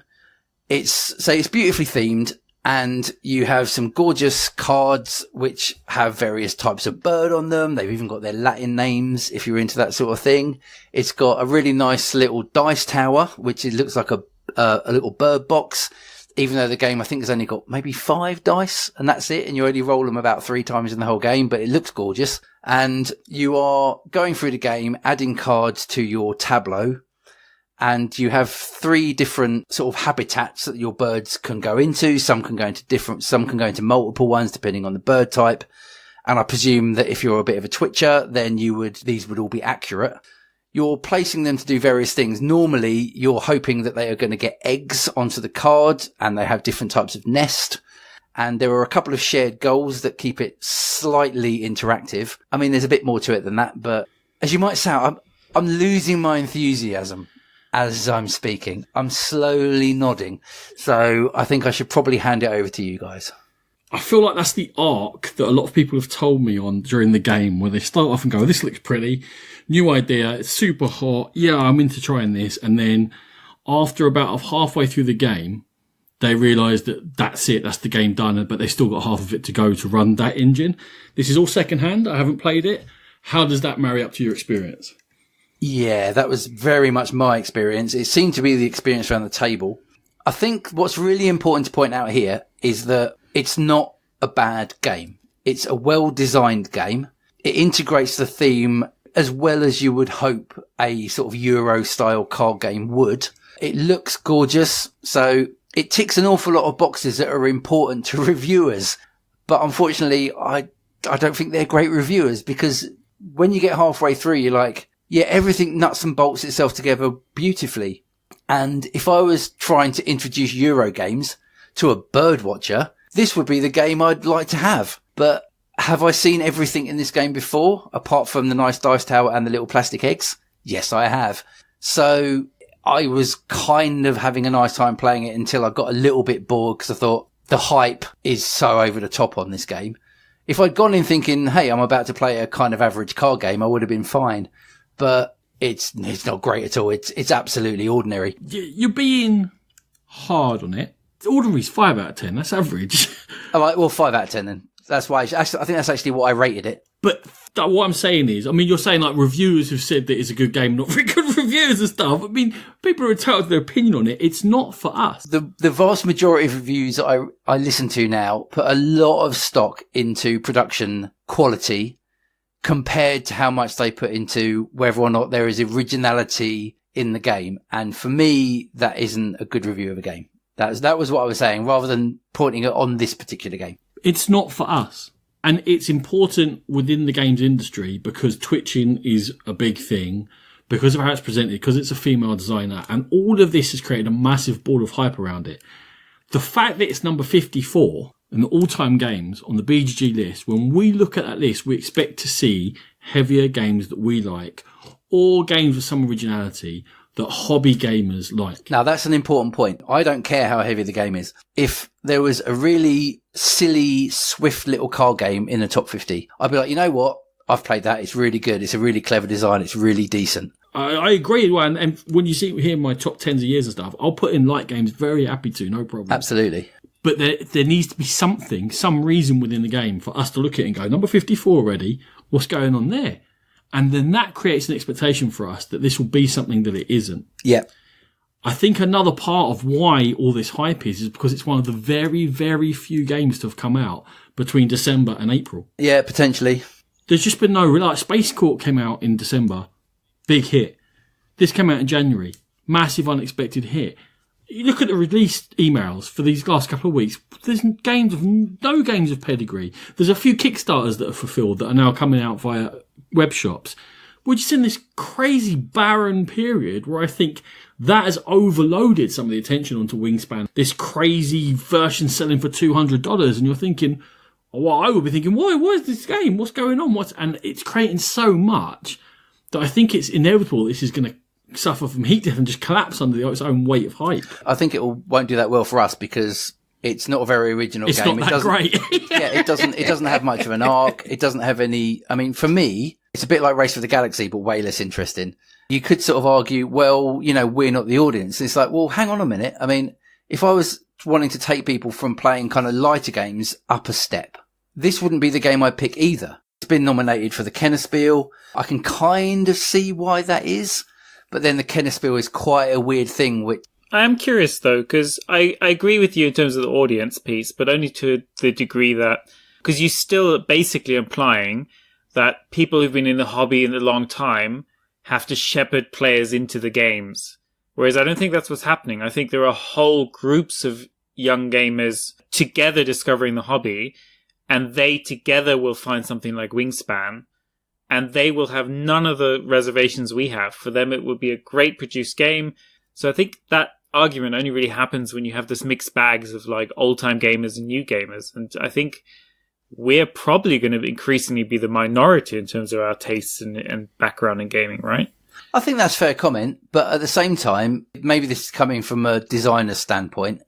and someone who works with publishers and someone that does development on some games. But isn't there a responsibility on the game production community as a whole? And I think you should include reviewers in that. Isn't there a responsibility to always be bringing something new to the table? Is reworking the design toolbox enough to put a game out? I don't know. And I don't think there's any responsibility on anyone to do that. Jamie Stegmaier's responsibility is to his company to sell and games. the people he pays and to make money. And the audience of people who will stick on that level of game and will happily play every variety of that level of game is so much bigger than the audience of us who want to play Prehistory and Space Corp and even Firefly, Sean. What he's proven to be very, very good at is hitting that level of market, which is just below us. And clearly then has got a huge area because there's nothing devastating in viticulture, but it's sold like absolute hotcakes. There's nothing new in this in Wingspan, and it's selling like hotcakes. He's hitting something that is slightly removed from us. And I think what Pouria said there is the fact that the hobby is swelling underneath us, and we are rising further and further from the mean in there. And we are more and more being the isolated top of it, where we will look at games and the new releases and the innovation. The innovation of today will become the big sellers of tomorrow. From a game that has so much hype that it seems to be everywhere, from a company that publishes not that many titles, a game I think that I heard really good things about, similarly, I think, to Wingspan, from a company that did have a really good reputation when it first started publishing, is Castell from Renegade Games. And they've almost gone the opposite way to the way Stonemaier have gone. And now they're publishing, they seem to have a game out every week. And they're almost flooding the market with their own games. And that's why, to me, I feel like Castell's done the opposite of Wingspan and flown completely under the radar. It's themed around something that I had no idea about before the game came out. It's a Catalonian human pyramid building, human towers. Google it on YouTube, watch it. You'll spend 30 minutes looking at them going, "This is crazy." It's amazing, isn't it? Yeah. It's just crazy. Just how high they get. And they're doing it in like market squares on concrete, and there's a 7-year-old climbing all the way to the top. A little kid that's just right at the top that's going to fall over, and everyone's like, "Oh, it's fine." Yeah. And in the UK, the entire country's screaming health and safety. It's not got in the title or anything. Yes. So how you play the game is that there is a map of part of Spain with a handful of areas, 8 or 9 areas in there. And you are in one of those areas and you can move once. You can train, which is going to allow you to break the rules of building your pyramid, and you can draft some tiles. And the tiles come in numbers 1 to 10. And you have to build a pyramid. It can only be 3 wide at the beginning. Each level above it must be at least 1 smaller, and you must descend in number. So the 10s are at the bottom, they're the biggest tiles, 9s, 8s, 7s, but you can skip levels and what have you. And after the first 2 rounds, there then becomes 1 or more festivals each turn. And for each festival, they're going to be a specific area on the board, and they're going to want specific numbers within your pyramid. And your pyramid must be at least 4 tall.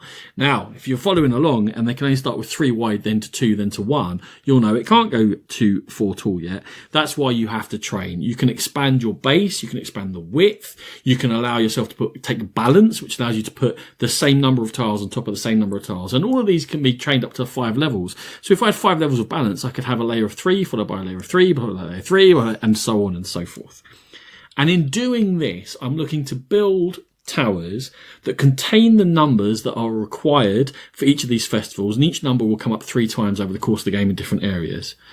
And when I take part in a festival, I get points awarded for how tall my tower is and how many times I've included the relevant numbers for this festival in my tower. And that creates a base score. Now, that's going to be the base of your victory points at the end of the game, but only your best tower. So if I went to a festival and scored 25 points, I'd be on 25 points. If the next time I scored 22, I'd still be on 25 points until I bettered that score. And then from there, at the end of the game, I'm going to have bonuses for having performed in festivals in various areas of the board, because the more different areas that you get prizes in or have attended, the more points you get. For having collected a variety of numbers of prizes, for having the most tiles of a number in a festival, and for doing local performances, because each area has a particular type of of pattern of pyramid they wish to see. And as your special action each turn, you can perform in a local area and score points that way. It looks very attractive. It's got similar pastel colours to Wingspan, in fact. It's going to keep drawing back to that. You're drafting a tiny little engine. What really sells it for me, and it almost, I don't know whether this is going to come across very well or not, but we played it 4-player. Myself and Rachel played before, we played with another couple. They had a baby they were looking after. I stole a baby Arthur, and I looked after that baby while we were playing. And we played a 75-minute thinky Euro in which we all felt like we were interacting and having a puzzle and looking at and seeing who's going to which festival, where can I nick in and get some cheap points, while looking after a couple of babies with very little downtime, and it all worked. And this is the 4th time I've played Castell, and I thought actually after a couple of plays that I might start getting bored with it, but I'm seeing more and more in it, and it is lasting and lingering up to this point. Now, Pouria, you have played Castell with me. Any thoughts? I think I really resonate in terms of the interaction, actually, because it's unlike some of the other games we've talked about. It's not just an interesting puzzle, but it's an interactive puzzle. You know, what you decide to do in terms of chasing something, a particular area, very much affects my choice in a positive way. So am I going to go compete with Rachel over here? Or actually, Ronan seems to be very good in that. Might try and stay out of their way, combined with the ability to kind of build this engine in terms of the type of tower I can build, trying to make an efficient way through all the areas. It's a lot of thinky stuff, but again, without onerous rules overhead. So I think it reaches that balance really, really well. And I think maybe to your point earlier, Renegade have slightly done themselves a bit of a disservice in terms of the amount of games. They kind of lost that bit of hype train that they had in terms of very much fan base, like maybe Stegmaier has, and they seem to have lost some of that with the kind of increased schedule they've put out. On your recommendation, I actually bought this and I'm really, really liking it. So I think it's something people should keep an eye out for. So as someone that hasn't played it, when I was looking at the videos for it, it's a great little theme. As you say, it's a thing that everyone should watch on YouTube and check out. But for me, it's almost going back to the whole Wingspan thing. It's like, what is this introducing that I haven't seen before? And it sounds to me as if the point scoring is where the real cleverness of the game lies. Is that accurate?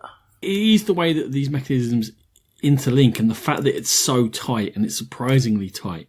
You're going to want to train, but each area, there's a wheel that spins round and makes different training available in each area.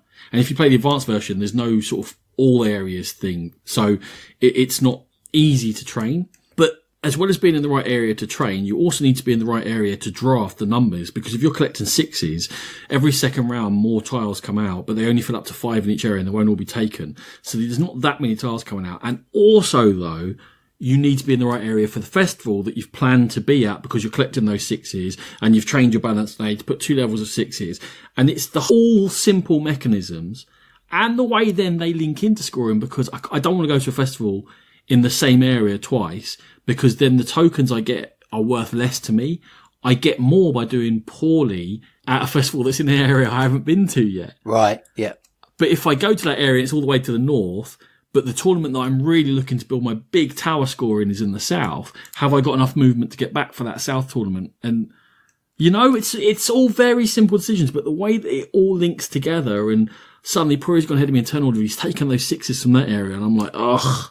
So the only 6s left on the board are over there, but that means I can't go to this festival. What should I do? Should I do a local performance?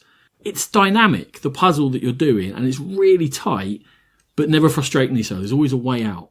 Yeah, it really sounds like a game I want to try. Quite a lot of the ones we talked about tonight, actually, I really want to get into. It does sound really interesting. So if you just talked about the mechanics, it doesn't sound very interesting.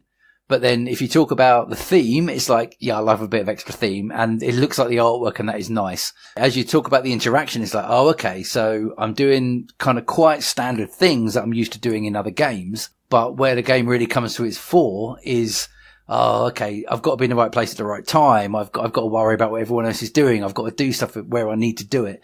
So yeah, no, it sounds really interesting. I like the sound of it.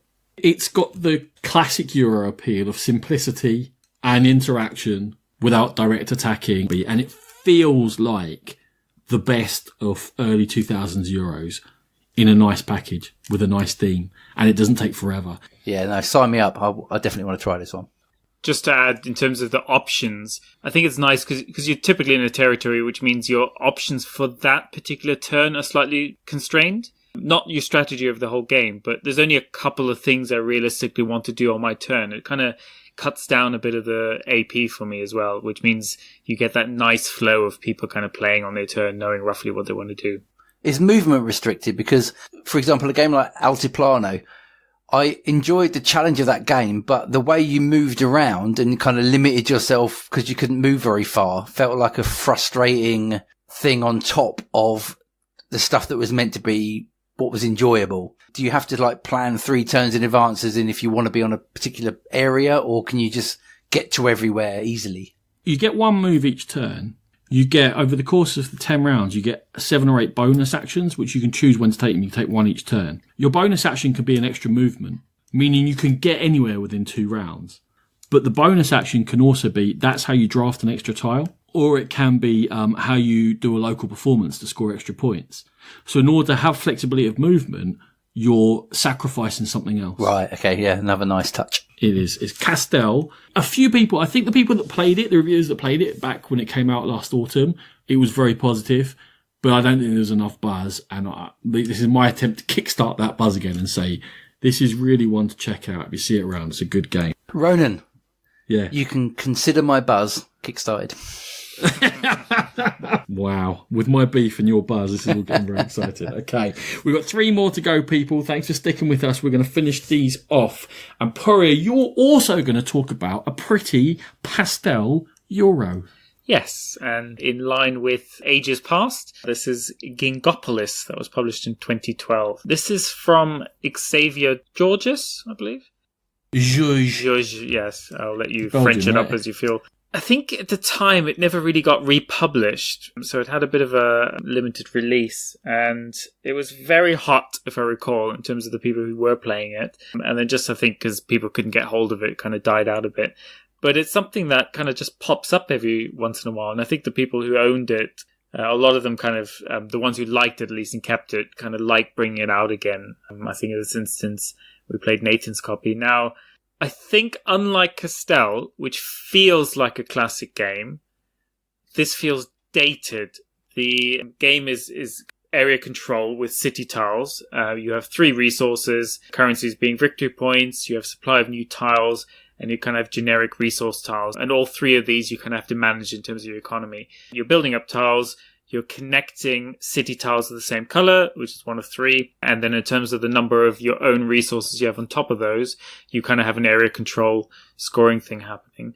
I think one of the criticisms that kind of gets levied of it straight away is the bit of randomness you get from the tile draw, especially as a new player. It felt really punishing in terms of getting poor tiles. It's also a game where you will just get bewildered by the kind of what you're trying to do. It's quite unintuitive in terms of how you actually want to play, which means if you are going to invest time into it, it takes a couple of games to get going with what you really want to be doing. And for me, it just felt too dated to really put that time and effort in. Yeah, it didn't really grab me the way I was kind of expecting to. I don't know, Ronan, have you played this? Many times. Yeah. This is a game that no one's going to remember this because we've covered it 5 years ago on the podcast, but I had it. I really liked it. I was one of only a couple of people I knew that had it, so I ended up teaching it every single time. And this game is unreasonably hard to teach. Yeah. That thing that you're talking about there, that it's hard to... It's. I swear, once it clicks, you'll be like, why was this hard to learn? Once you've played it a couple of times, you go, oh yeah, it's just, you can spread out or you can spread up. I don't know, but there's some cryptic code in the components and the rules in something that they've done that makes a relatively simple game really, really hard to play.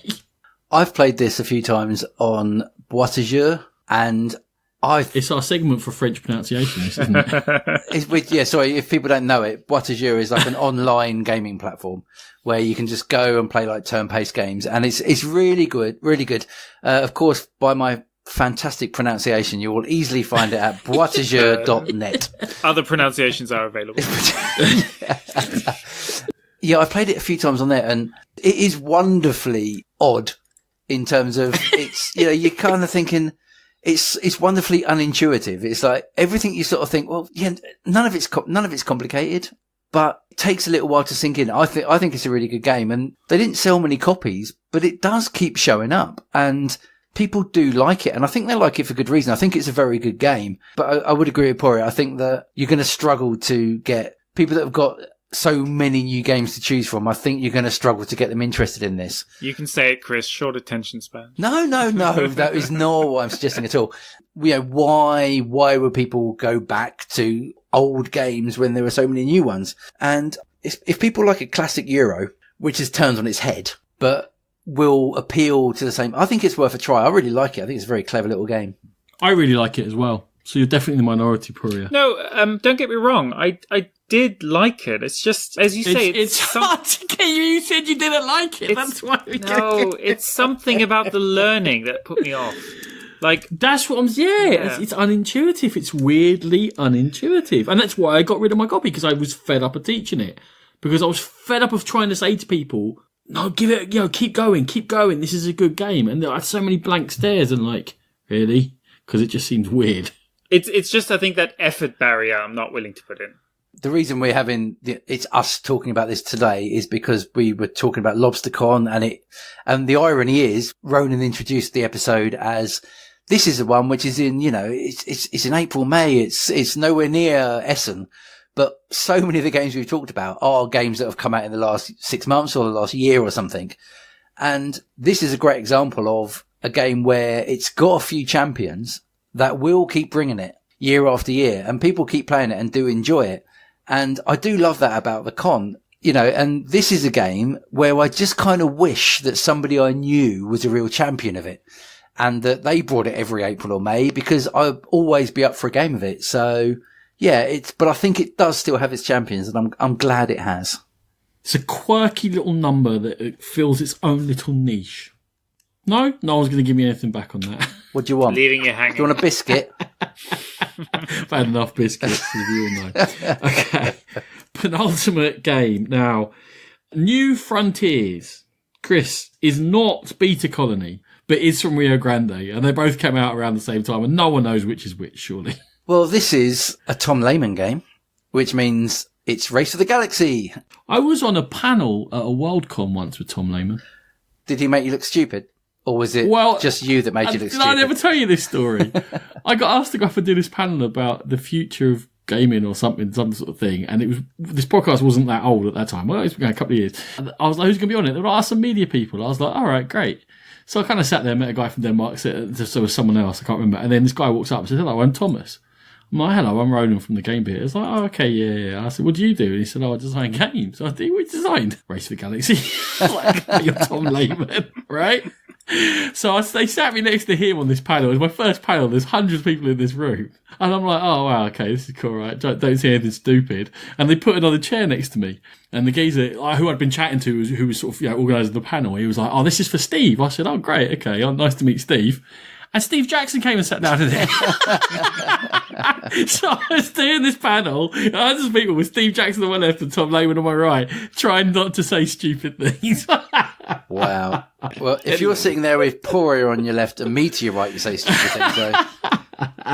I just fit in. I'm sorry to disrupt your introduction of New Frontiers. Carry on. Well, Race for the Galaxy is my favourite game. I was still apprehensive about playing New Frontiers because what it does is it takes all the stuff I love from Race for the Galaxy, but then kind of boils it down a little bit by making things available rather than being cards that you draw in your hand. So what New Frontiers does is it puts a lot of the randomness from Race for the Galaxy onto cards that are available to everybody.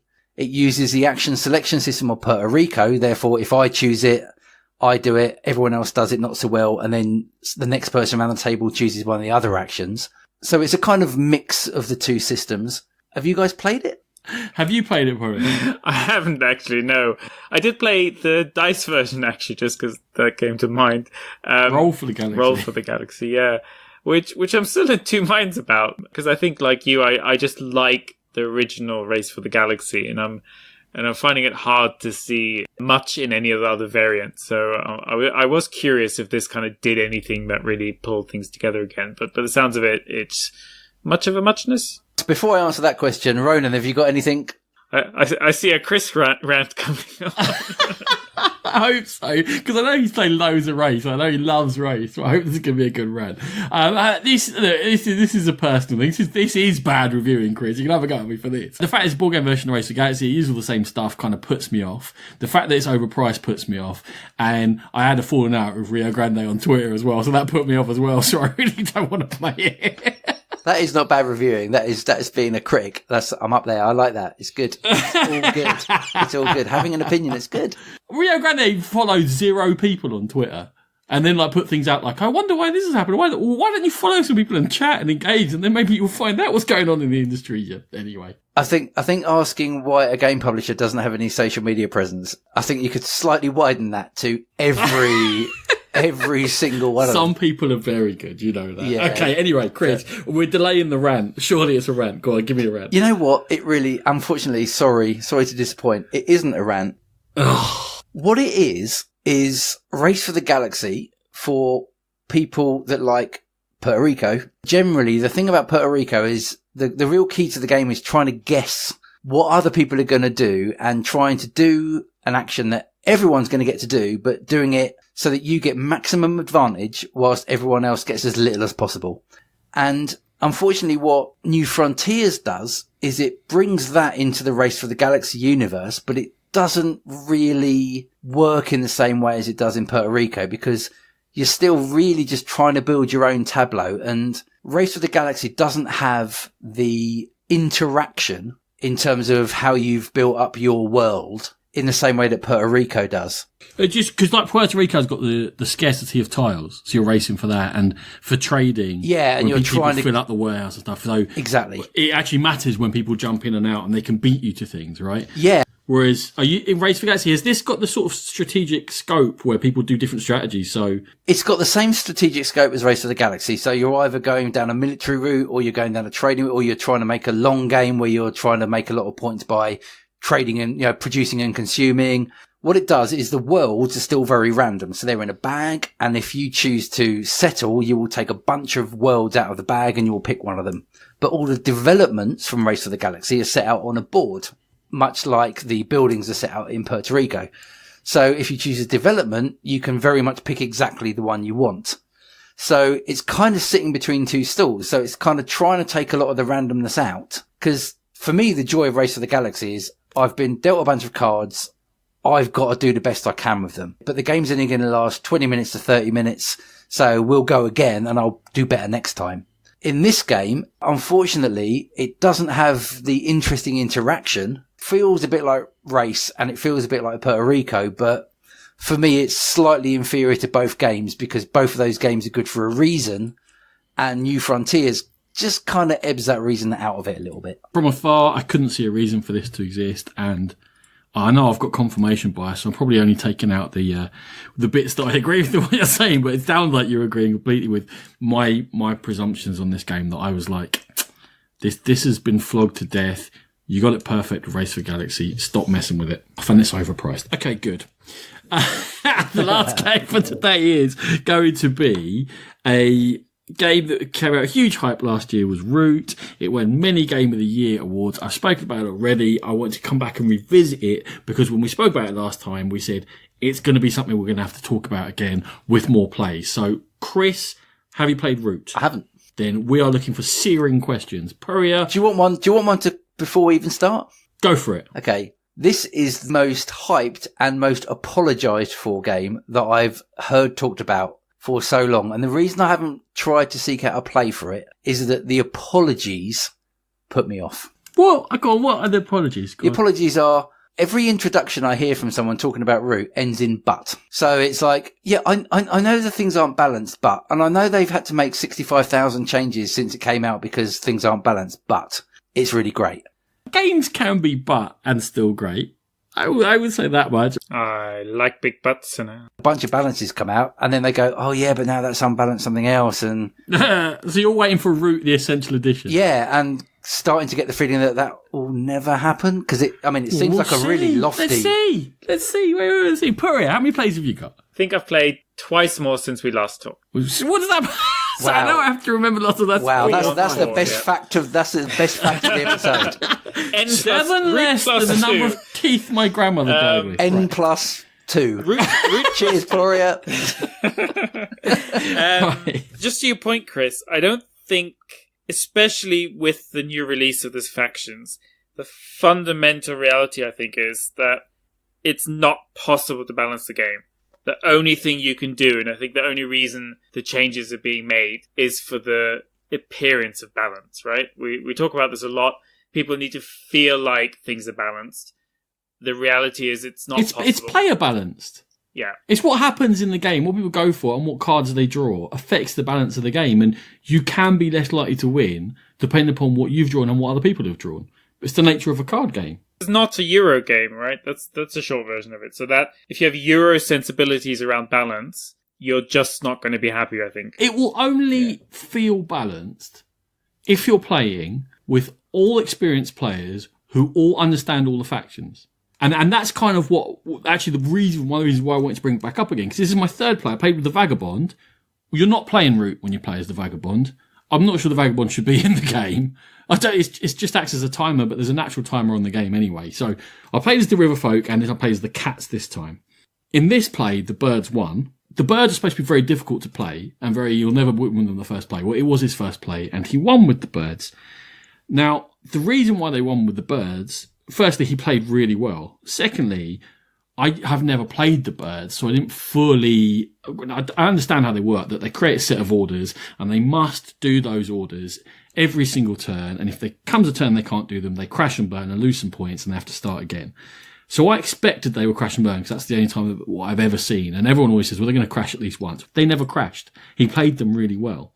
As the Cats, I presume it was on me to cause them to crash, but what happened was, I drew a card that was one of the domination cards, and that was for, let's say it was for the mouse clearings, for example. All the way through, it was in my initial hand, I said, right, I'm going to concentrate on building up strong in these 4 mouse clearings, so that when I pop this down, even though they've got to turn around the table, they can't knock me out of all 4 of them, because I'll be so strong in those clearings. What the Eagle person did was create a tableau of cards with just wild cards and rabbit cards in there, meaning they are only interested in being rabbit clearings. So when they went in rabbit clearings, I didn't care. I'd be like, well, I don't want them anyway. That's not how I'm going to win this game. So I didn't respond to them. And then I presume, obviously the Vagabond's got nothing to do with it. They're not even playing Root. I presume it's then down to the Woodland Alliance to do something about what either of us are doing. So, because he didn't see that he had to knock the Eagles out of the rabbits, but if he had knocked Eagles out of the rabbit areas, then I'd have won the next turn with my domination on my Fox clearings. So it kind of was all dependent upon what cards we drew. And it was no interest to me to stop the Birds from winning and getting the rabbit clearings, apart from to stop them from winning. And I'm like, well, you stop them from winning. And for all of that interaction to balance, everyone has to understand. And everyone has to be able to look on the board and go, oh, hold on, Ronan's building up only in these Fox clearings. Achilles going for that. Oh, hold on, Wayne has only got rabbits and birds down on his tableau. We have to attack him in rabbit areas. But it takes a certain number of games for everyone to understand that, while the Vagabond's sitting around playing their own game. Am I making sense, Pouria? The only thing I would caveat that with is that anytime you have someone talk about Root, they're coming from their meta. And I think a game as complicated as Root can have lots of different metas. So in some games, beginner game, the luck of the card draw is really high. Actually, this game, everyone feels like it's nothing to do with the cards. Good play just wins. So it's a game that's going to have so many perspectives and opinions on it that I think it's really hard to kind of summarize that. And you need to get a feel for if it's something that you like, especially depending where you're coming from, right? If you're coming from a coin game, then Root feels refreshingly light on rules, having just tried to play another coin game recently. It brings you a lot of that interaction without a lot of the overhead. If you're coming from the other side of the game, then it might feel a lot more complicated and the meta's going to feel different. So it really is a game that kind of reacts to where you are in the hobby and where you're coming from. You have to respond to what's happening in each game. Yeah. After 3 plays, I'm clearly still playing like an Egypt because I did nothing about these birds thinking they're going to crash. Someone else will do something about it. Oh no, they're not. They've won. I'm enjoying the process. So just playing that game of Root was fun. Oh, I didn't win. Okay. The fact that it's a 2-hour-long game and in the end the winner was kind of inconsequential. All right, you won. Okay, if you hadn't won, Vagabond was about to win on their next turn and they hadn't, I'd have won on my next turn. I mean, we were all about to win, weren't we? We all just had a shared process. I don't feel like I've actually played a fully competitive game of Root yet. You know what this sounds like to me? Go on. This sounds to me like what a legacy game should be. A game that has got depth in its factions. It sounds like these guys have made this like amazing asymmetric experience where as a group you learn the game as you go along, and that as you learn you'll actually find that actually, well, it's actually pretty well balanced, and yeah, now I'm playing my faction better, I'm going to do better. Maybe the problem they've got is that they keep tinkering with it and responding to feedback. Maybe they should have just gone, you know what, it's ready. Keep playing it and you'll find out that it's all pretty good and balanced. It's the George R.R. Martin problem of over-engagement with your community. It may well be that. I love a game where you need to learn and play. But, you know, if you play like a game, you know, like a real strong Euro, like Through the Ages or something, first time you play it, you're going to be rubbish. You know, Twilight Struggle, you need to learn the cards. Any of these games, you want to be playing them with people that are on your level. I think that's probably the secret as to why it's so popular. But the real secret to it also is the fact that your first game is fun. The process is fun. You don't feel like, as Bruce said, you don't feel like you're wading through rules. I felt like I was doing stuff. I felt like I had a plan. I got my wood. I made my buildings. I did this. I secured that clearing. In the end, it wasn't effective to win, but I still feel like I played and did stuff. I wasn't stymied throughout. I think that each faction feels like its own little challenge. Again, apart from the vagabond, forget about him. But you feel like you're doing your own little thing, and I feel like I've learned a bit about the game. And the fact that it's fun from game 1 through to probably, I can't say for sure because I'm 47 at game 50, where you will still be doing things, but you'll be doing things on a different level. And I think that is what I imagine is going to be proved to be the genius of the design. I just think it's probably better for me to wait until it's done. It'd be like trying to balance dominant species. It's just not possible because there's so much player interaction, so player driven. Well, if that's true, then give up the game. Yeah, exactly. I agree with you. That's what I'm saying. Give up. Stop patching it. Stop doing it. Leave it alone. Let people play the game. If they want to house rule a card or whatever, let them go and house rule it. Stop worrying so much about giving people what they want. You've given them something great. Leave it alone now. Move on. Design the next one. So we're not going to talk about balance of the 4 new factions coming out? 4! Is it 4? Or it's lots? I have no idea, mate. Are there any vagabonds in there? I'm pretty sure you can have a vagabond-free game. So you're maybe in 6 months' time, I'll talk about Root again after a couple more plays, and we can see where I'm going. And I'll just make this a feature. We'll go on for 10 years talking about Root. Maybe. Okay. Anyone else, anything else to add about your LoBsterCon 17 experience? I would be very pleasantly refreshed to see less red velour, but that's a dream too far. Okay, what you get up to in your bedroom is your own business, okay? Maybe change the number you call. Thank you, Pouria. Thank you, Ronan. Thank you, Chris. Thank you, sir. Thank you very much for listening, everyone, and we will catch you next time on the Game Pit podcast. We are a proud member of the Dice Tower Network. For all your gaming needs, head across to dicetower.com. To keep up to date with us, check us out on Twitter mainly, but also on Instagram and Facebook. If you want to email us with your comments, it's thegamepitpodcast@gmail.com. Head to our BGG Guild. Apologies for the gap in programs. More programming following on very shortly, be it a preview or a review of UK Games Expo, depending upon how our schedules work out. I don't know, but we'll catch you next time. Thank you so much for listening. Music by E. Aaron.